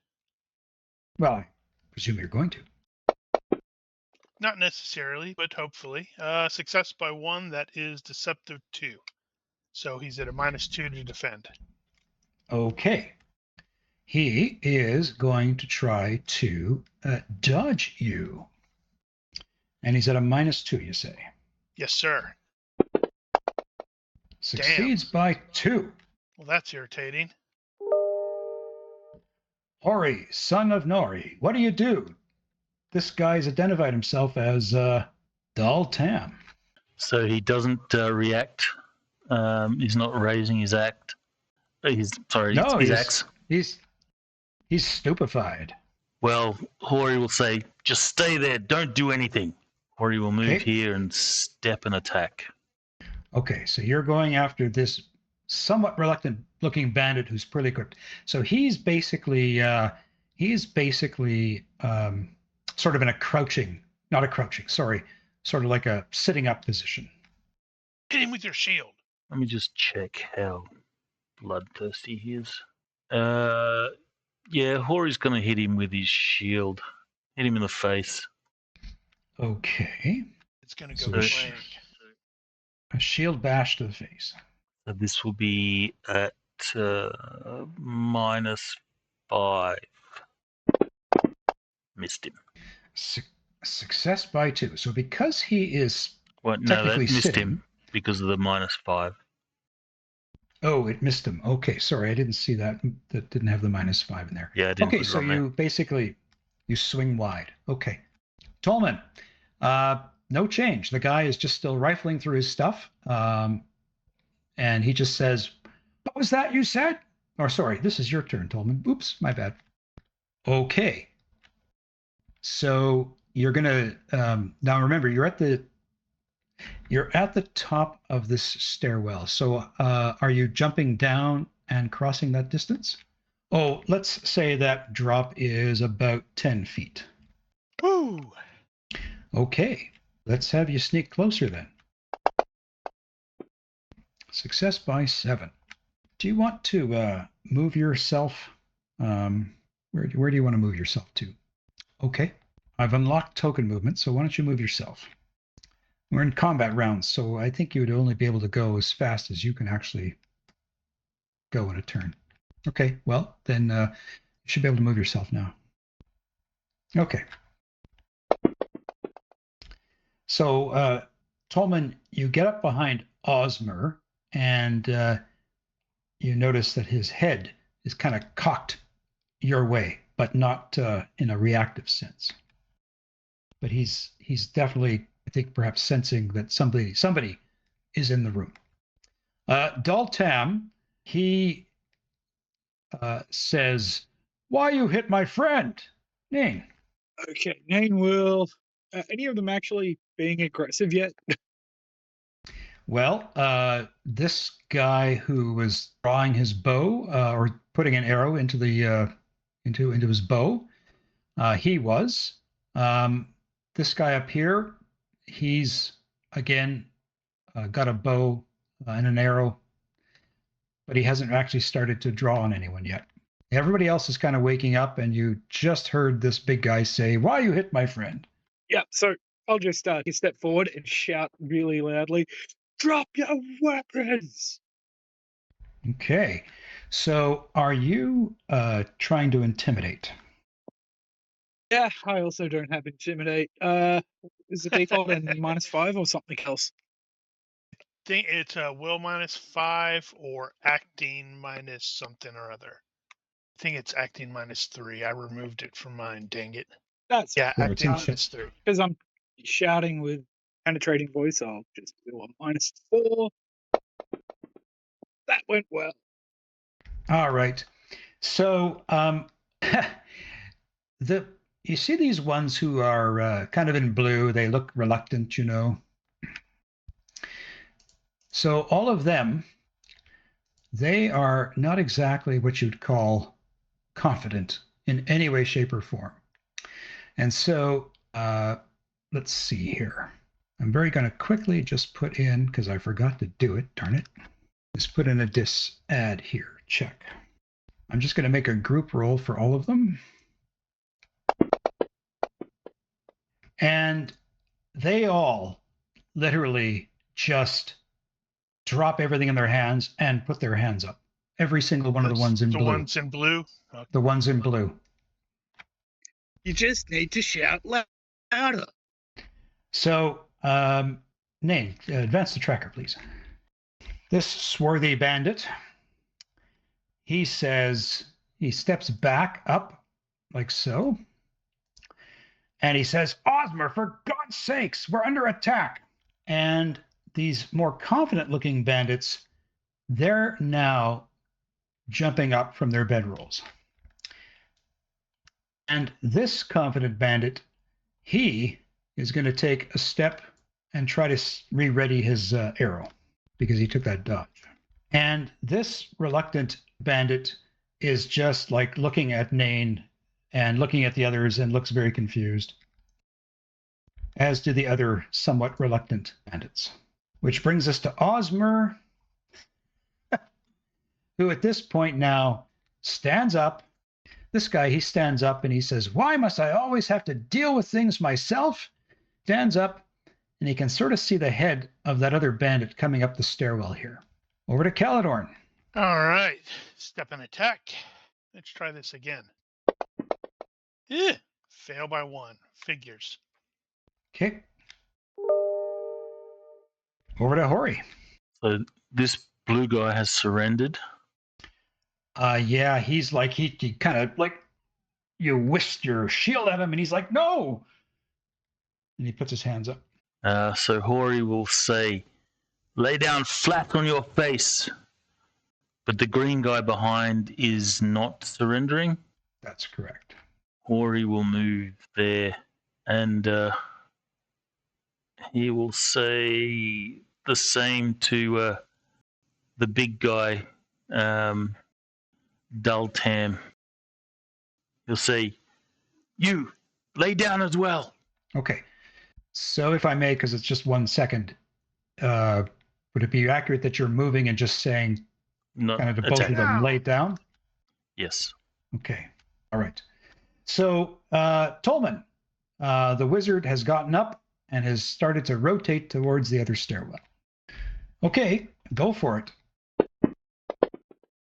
Okay, success by 4. Stepped an attack like that. Okay. So I'm going to give Osmer here an opportunity to dodge, but it's going to be at, what's the penalty for the side hex? +2. -2. -2, yeah. Yeah, it's -2, but he gets a +2 because it's telegraphed, so it's going to be just straight dodge. Okay. So as you move and he turns his head, he sees a movement in the corner of his eye. But he still fails. Doesn't matter when he rolls like that, because Tolman's going to kill you. He's a feral halfling. So he's a dark sun halfling. Oh, maybe not. Okay. So 4 points. That's going to be 2. That's going to be a total of 8 points of damage because 4 -2 for skull DR times 4 for brain is 8. So he still makes the health -10 because his brain just got rattled around. Yeah. Good times. Okay, so Osmer the wizard falls to the ground unconscious. Moving right along. Please tell me he was supposed to be the big boss, because that would be totally appropriate. So Dultam, he goes 1, 2, and he takes a swipe at Hori. Well, Hori, you're going to have to murder them all. And possibly hits. Well, that will be a side hex. So Hori will retreat. Retreat dodge with some extra effort because this guy looks really strong. Yeah, he is very strong. Okay. So he swings. You deftly dodge away towards the other stairwell to the basement and avoid getting cleaved. Nain, what do you do? Nain will make a heroic charge and whack Dultam in the back. Well, not quite. Okay. What hex are you in? That one. Okay. Success by 4. So that would be one of Dultam's front hexes, if I'm not mistaken. Yeah. Okay. I want that Western SX to cut right through his. So he is going to try to dodge and fails miserably. Ooh, by 7. Yeah, that was a pretty miserable fail. So yeah. Yeah. Okay. Ooh, 10 points. Okay. So 10 points. All right. So can you just drop your damage dice? Do that again. But drop it on his token, and then I'll adjust the damage to your original amount. I think you can drag and drop from where it's at now. Let's see. Can I? That would be convenient. Ooh, thank you. Saved the roll. He's got DR2. He's going to take DR1. Sorry. Yeah, the armor divisor is already applied. Isn't that nice? So he takes 13 points of cutting damage. Oh. And he's instantly at a third hit points. Oh, that's probably a... He can't have taken 13 because it's the then wounding modifier at 1.5, so it's probably 12. Or, yeah. Well, according 13, to the 13.5, yeah. Yeah, according to the calculations, it's 13. You did 10 points of damage. He had DR2, but you have that. So you did 9 points of damage times 1.5. Yep, 13. Yep, that's right. Yeah, so it wasn't enough for a major wound, though. Seriously? Oh, wow.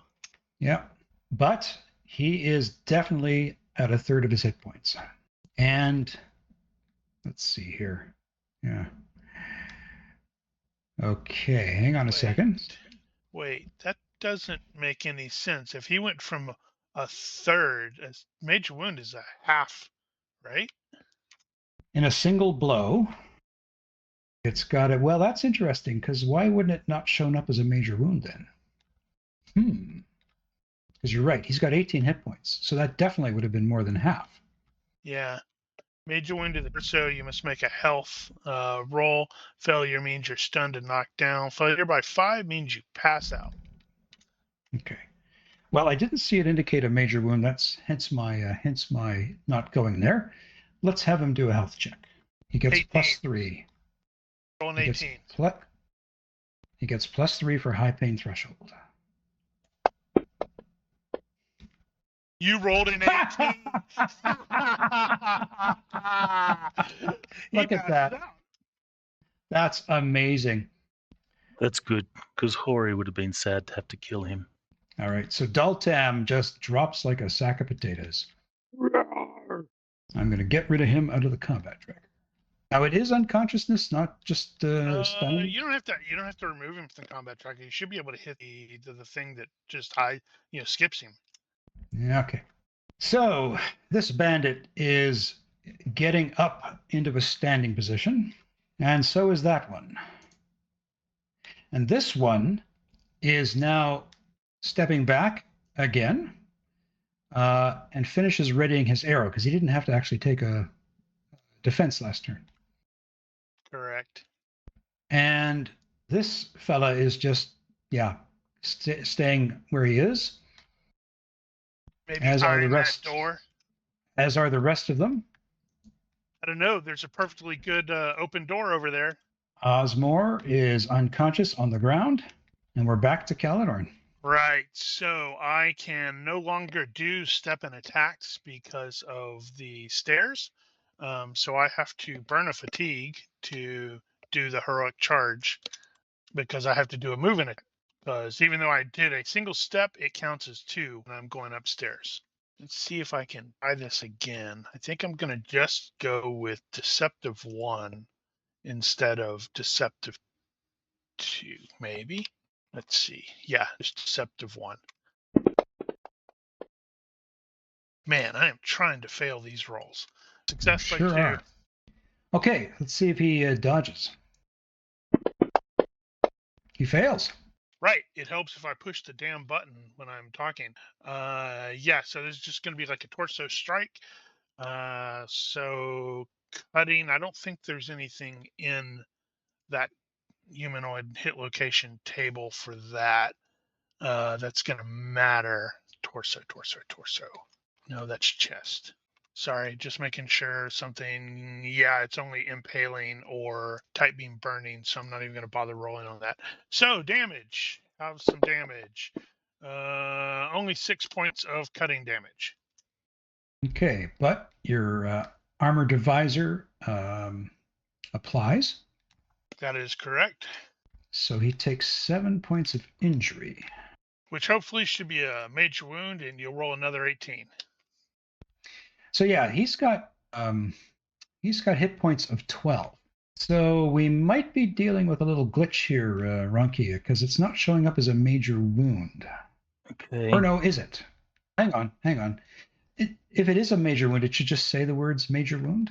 Yes, it'll say it in a little info section there. Yeah, no, it's working. I'm just thinking there should have been an extra box or something to say ding.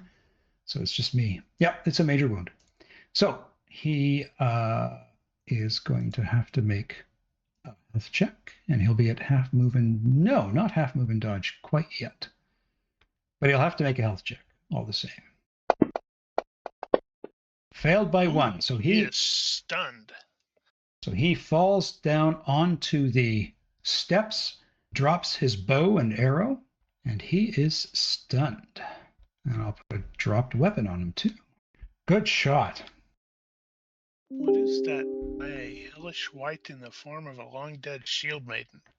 Yeah, don't just ignore that. So, Hori, over to you. All right, Hori is going to press an attack on this guy in front of him. While fighting the urge to be surprised that Nain didn't fall over.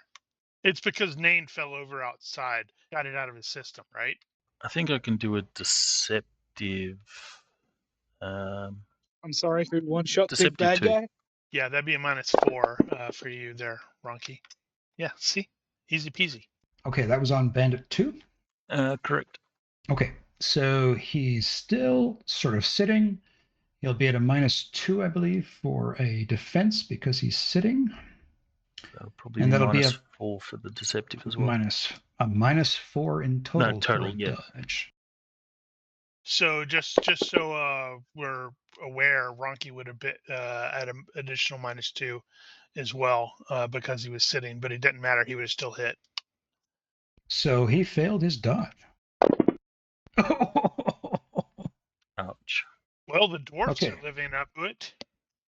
So it is a major wound. I read it now correctly. That's always the thing. It's like, no, this isn't working. It's like, are you not looking at the thing? So he is instantly dropped to -1 hit points. Ooh. And we are going to have him make a health check. If he's also at -1, that means every time he does anything, he's got to make a health check.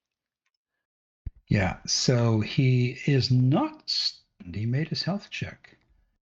Tolman, I believe you probably saw a guy's head start, coming up from up there. That was the guy who's backing up. So we're just gonna back up to the guy that was knocked down. So he's at -1. Does he roll for consciousness next turn? Yes. All right. Okay, so Tolman, Osmer, his body is slumped over in front of you.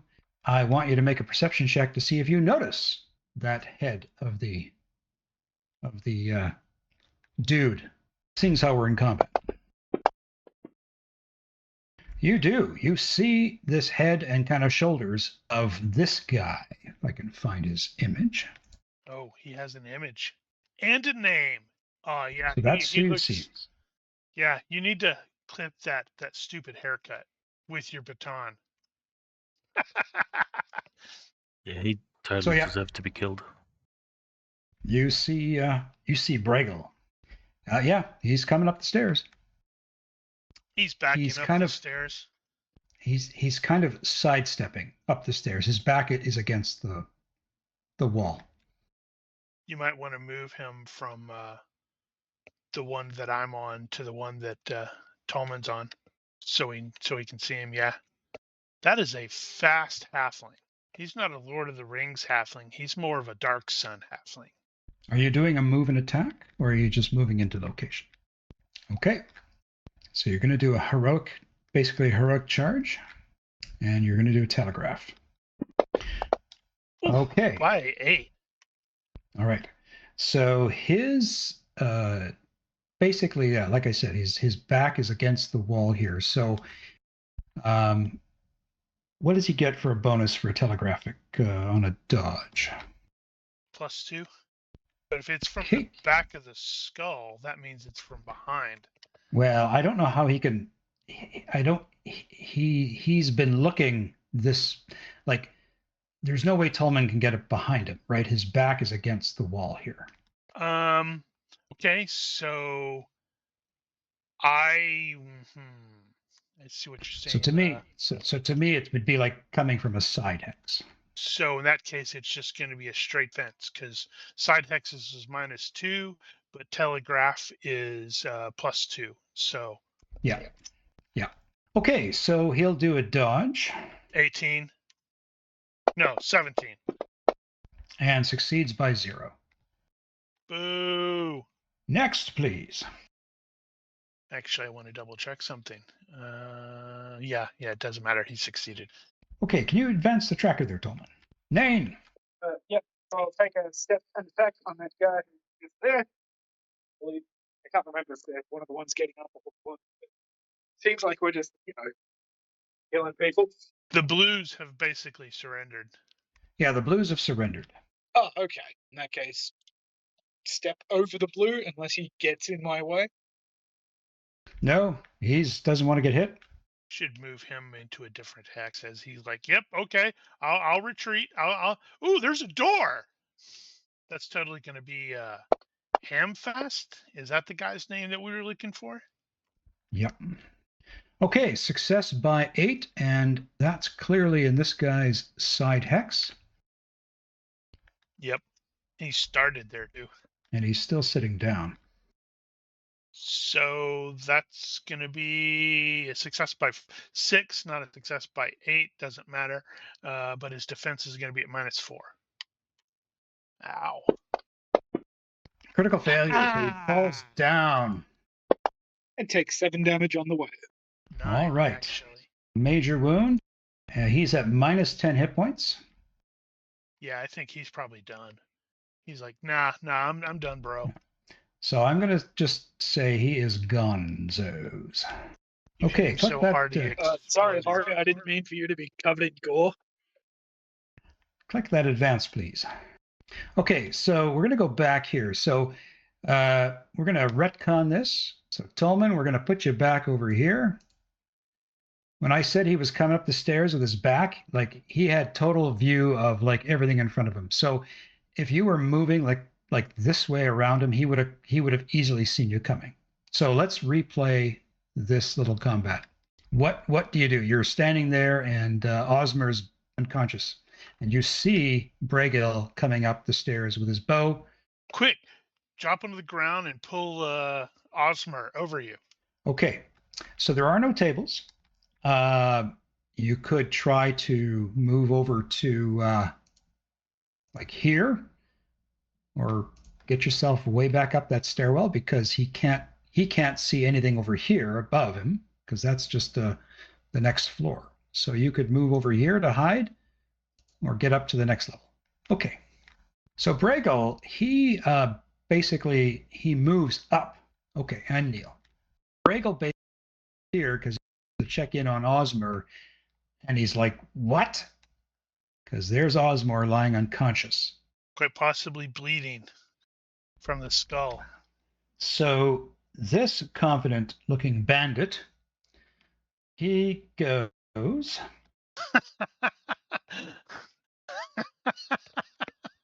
This confident bandit runs like a bitch. Nice. This confident bandit, who has dropped his bow arrow and is stunned. He has to make a consciousness or whatever to come out of stun. So he succeeds by 0 and comes out of his stun, but he can do nothing. Yep. You said he's kneeling? I'm just going to get rid of that stun. This guy is, he's going to get up and go 1, 2, 3. This guy goes, fuck this. And this guy is just too terrified to move.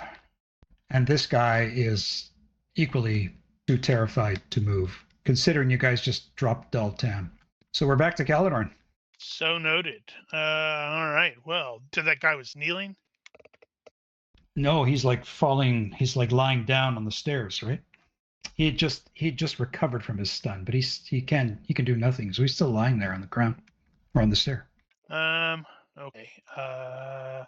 Let's see. What is it? Is it target is okay? It's just -2. Right. I'm gonna stab him. And then Okay. plan on barging up. He's lying down, so that's a -3 to his defense.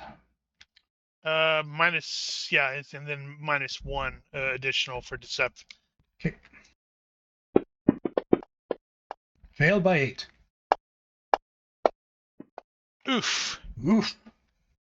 8 points. Let's see. Major so wound. What, 7 points times 1.5. What's that? 10. It's 14. 14. Oh, right. Yeah. Paling. Right. Yeah. Duh. I'm telling you, Ronki's amazing computerization skills here. Awesome. It helps a lot. It sure does. So major wound, but he is at -9 hit points. So I'm just going to see if he's, conscious. Nope. Ooh. Critical failure. That's a definite no. So he passes out. Okay, Hori, son of Nori. Since no one here seems to want to fight, Hori's going to be stay down. Okay, none of these guys, these two anyway, are moving. Like their hands are up. They are starting to whimper and cry. They all look to be about maybe 18, 19, 20 years old. Do any of them look like Hamfast as described? You see, I didn't put him on probably be Hori, not me. Yeah, I didn't put him on the map, but you see, I'll just ping it here. You see a terrified teenager huddled over here. Well, Hori will be looking down. I assume these stairs go down, so he'll be looking down the stairs to see if there's anything immediately there. Okay, so when you look down the stairs, what you do see is there is a fire burning, like a bonfire burning, kind of at the base of the stairs off to the left. And it looks to you like you see some crates of vegetables and fruits and other sort of foodstuffs right at the base of that stairs. Otherwise, it continues to expand to the left into darkness. All right, then Hori's going to... How many steps? That was 1, 2... Are you going to go down the stairs? No, Hori's going to the kid. Okay. Okay, Tolman, so you were kneeling on the stairwell, I believe. Okay, so you sheath your baton. Okay. And Nain. What was Nain doing? Just, I guess, looking around this room. Okay. So you continue to kind of scan the room. You see the bedrolls at your feet. You see the personal possessions of these people kind of lying there. Okay, so Bregel, or Bregel, whichever, he is now super paranoid. And so he takes an immediate step this way and kind of goes up against the wall. And so he drops a bow as he pulls out a short sword. This guy goes, well, anyway, this guy is getting out of here. What we don't know is that Harold and his sons are out there with the bow picking off these guys as they come running out. So those bandits just run for their lives. And the bandits who are left are just sitting there with their hands up. And this brings us back to Caladorn. All right. So he's going to advance up the stairs. He's not going to. So it's basically doing a move. What happened to all of this stuff over there? Let me move you. Yeah, he's not going all the way up. Yeah. So that's basically where he's going up there. So as you get up there, you see Bregel in the corner. The floor to the next level is above him. Just so you're aware, that's not an open space. That's a floor above him or a ceiling. Right. So that's what you see. You see Bregel kind of pulling out his short sword, and he's just looking around, really paranoid. Oh, right. It would help if I advance the tracker. Okay, Hori. Oh, I think Hori went. Okay. Nope, I'm back. Nerve. Sorry. Oh, he's back. Okay. So you see. Just did toggle it. Yeah, you see this fella in front of you, looking scared, starting to cry. So Hori will say, Who are you and how are you here? He says, I'm Hamfast. I'm from Bree. Gandalf told me that he needed a hero. He needed help. I had no idea where he was taking me. I miss my mom. I don't want to be here. Don't kill me. You should introduce yourself as his new uncle. I'm not sure if his mum would appreciate that. Too soon? Yeah, too soon. Hori might, in fact, be married. He doesn't remember that night at all. So, Hori, yeah, that's Hamfast, and he is absolutely terrified. Well, Hori will say, just stay put, boy. We'll get you back to your mum or mother.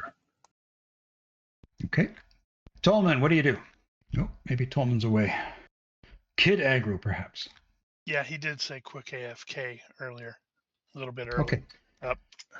I think he was drawing his short sword. I think that's what he was doing, if I'm not mistaken. He was putting the baton back. Or maybe he was going for his bow. I don't know. Would it be fair to say that he's moving up the stairs and preparing something?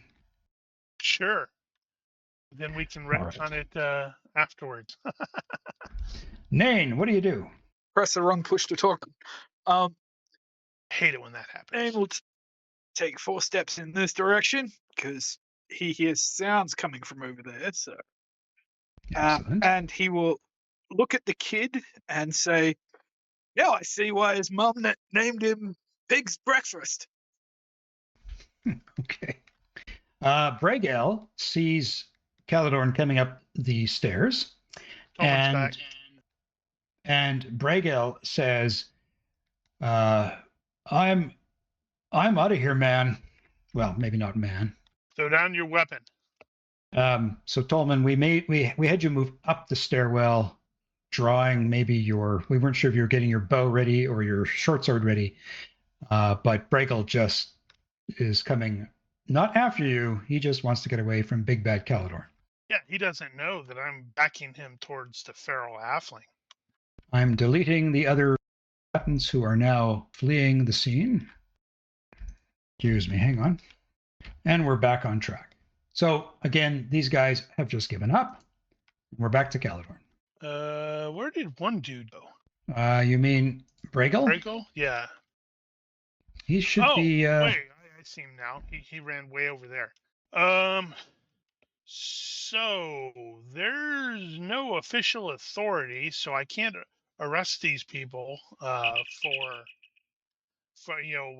under anyone's authority, can we? There is no king. Not really. I think you are the law.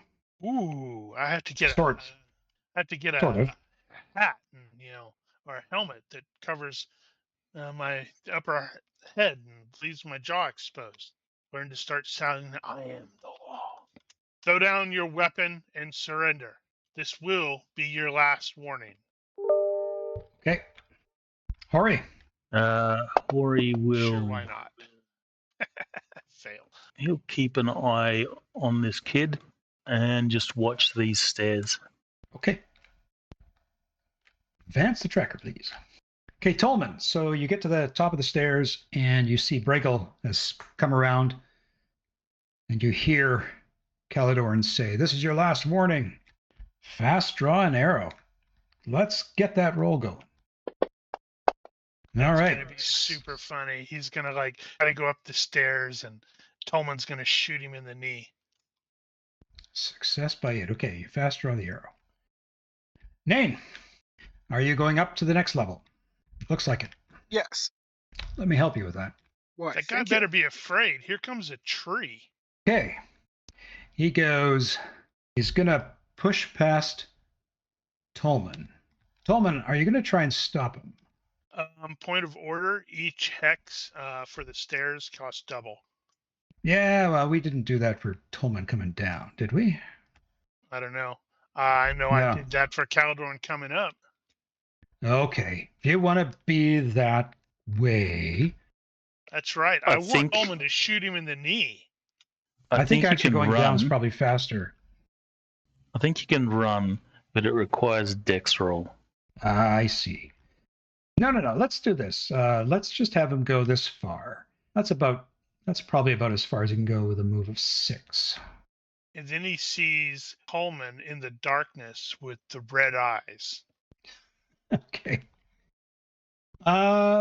Let's see here. Confident looking bandit eager for action. He's gone. I'm just going to take these other guys out. So we're at Caladorn. So you see Bragel go up the stairs. All right. Well, he clearly didn't intention to this is my last warning. So, okay, what's my move? I got to see what my move is again. It is, it's kind of crap. It's only 6 right now. Oh, right, because of the armor. I will move to the base of the stairs. Just continuing to wait. Okay. Tolman. See Bragel coming up the stairs. Tolman shrieks, "Ah, stop!" and lets his arrow fly somewhat accidentally. Okay, I hope you miss and impale Caladorn in the eye. What? Did I say that? You did. It's kind of Nosh's thing. I want Tolman to like roll a 3 and drill this guy in the eye and drop him. It'd be funny. It's like, I didn't mean it. Honest, I didn't mean it. And we're like, yeah, we're starting to doubt that. I presume you could do a random hit if you hit. Yeah, you didn't aim, so you could make the argument that you're rushing the shot. So yeah, it makes perfect sense to do random hit. And plus we got, Broken Skull fake wizard over there. Go for it. So let me check something quick. Veery. Says Tolman. Let me veery something quick. I think he meant verify. Okay. 1 hit. Let's see if he dodges. Bad footing? Doesn't matter. Doesn't matter. Now, roll your random hit location. I. I'm not sure if I got that one loaded or not. Oh, I must have. Upper arms. Not the eye. Roll your damage, please. I wanted 5 face, followed by, what would that be? Followed by a 6, eye. All right. So basically 1 point of damage to his arm. Yeah, that should be accurate because 3 minus 2 for his DR. Impaling to limbs is only at -1. Yeah, impaling to limbs. Yeah. Yeah. Boy, that's it's irritating. Yeah. That magical calculator that Ronki built really is comprehensive. Okay, please click the tracker. Nain, you come up the stairs and what you doing? That's his turn. He walks up the stairs. Okay. Click the tracker, please.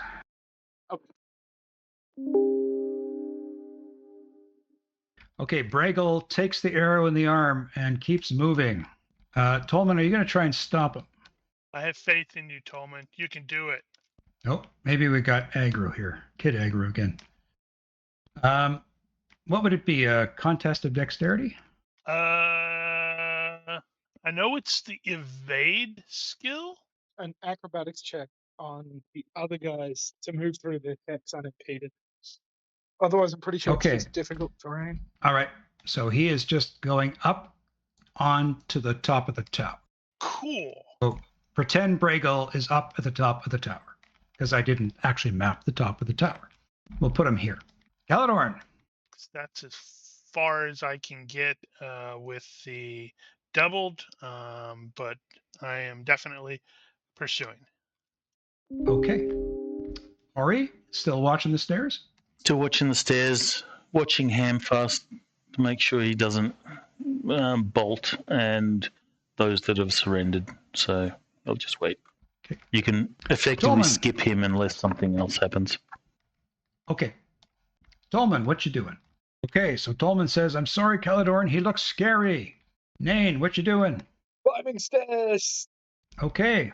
Bragel, he runs over to the edge of the tower. He tries to climb up on the tower, and with GM narration in full just as swing, I'm coming up there, you see him try to get up on the tower. his foot catches something and he falls to his death. You fool! Splat.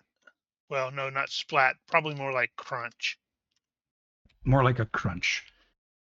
Okay, right. so yeah, we are going to close the combat, but we are going to take everybody back to the ground floor momentarily.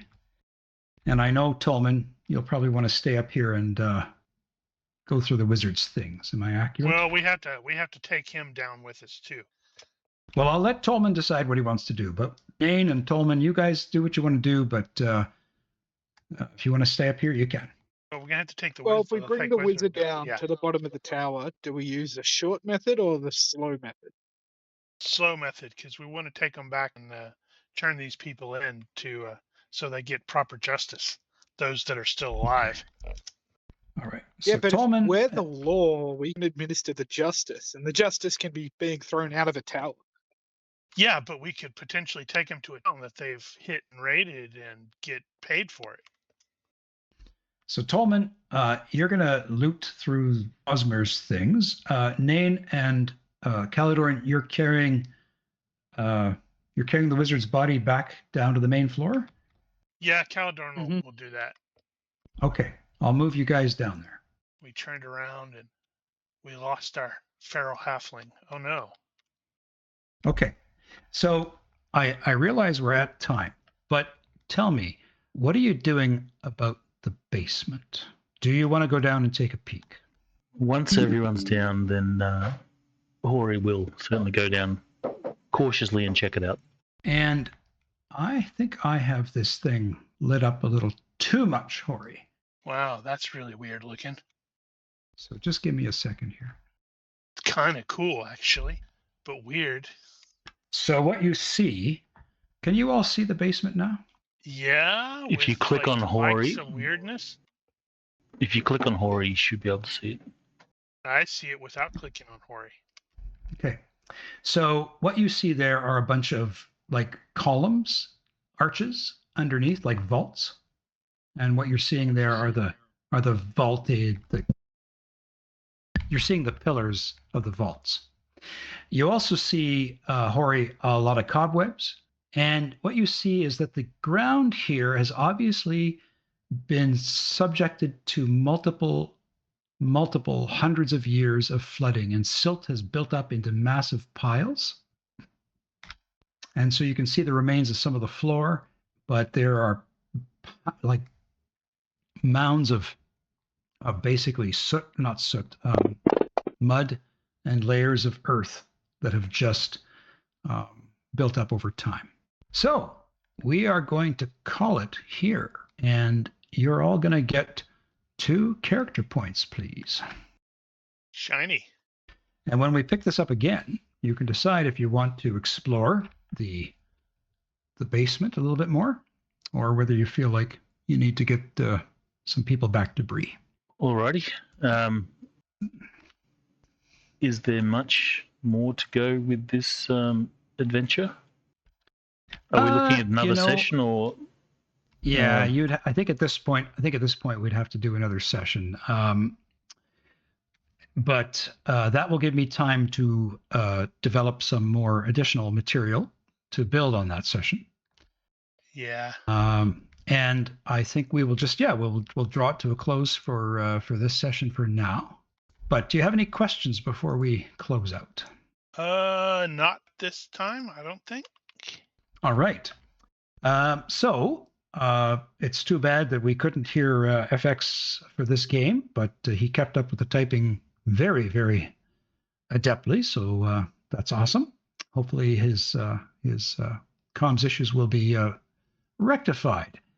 Anyway, Rocky's going to use that money from Twitch to send him real headphones. There we go. If you're watching this, thank you. And if you have questions, corrections, suggestions, feel free to leave a comment here or find us on Discord. Please consider liking and subscribing to our YouTube and Twitch channels. Thank you for watching. Olympus out. Bye-bye. Bye-bye. Bye-bye.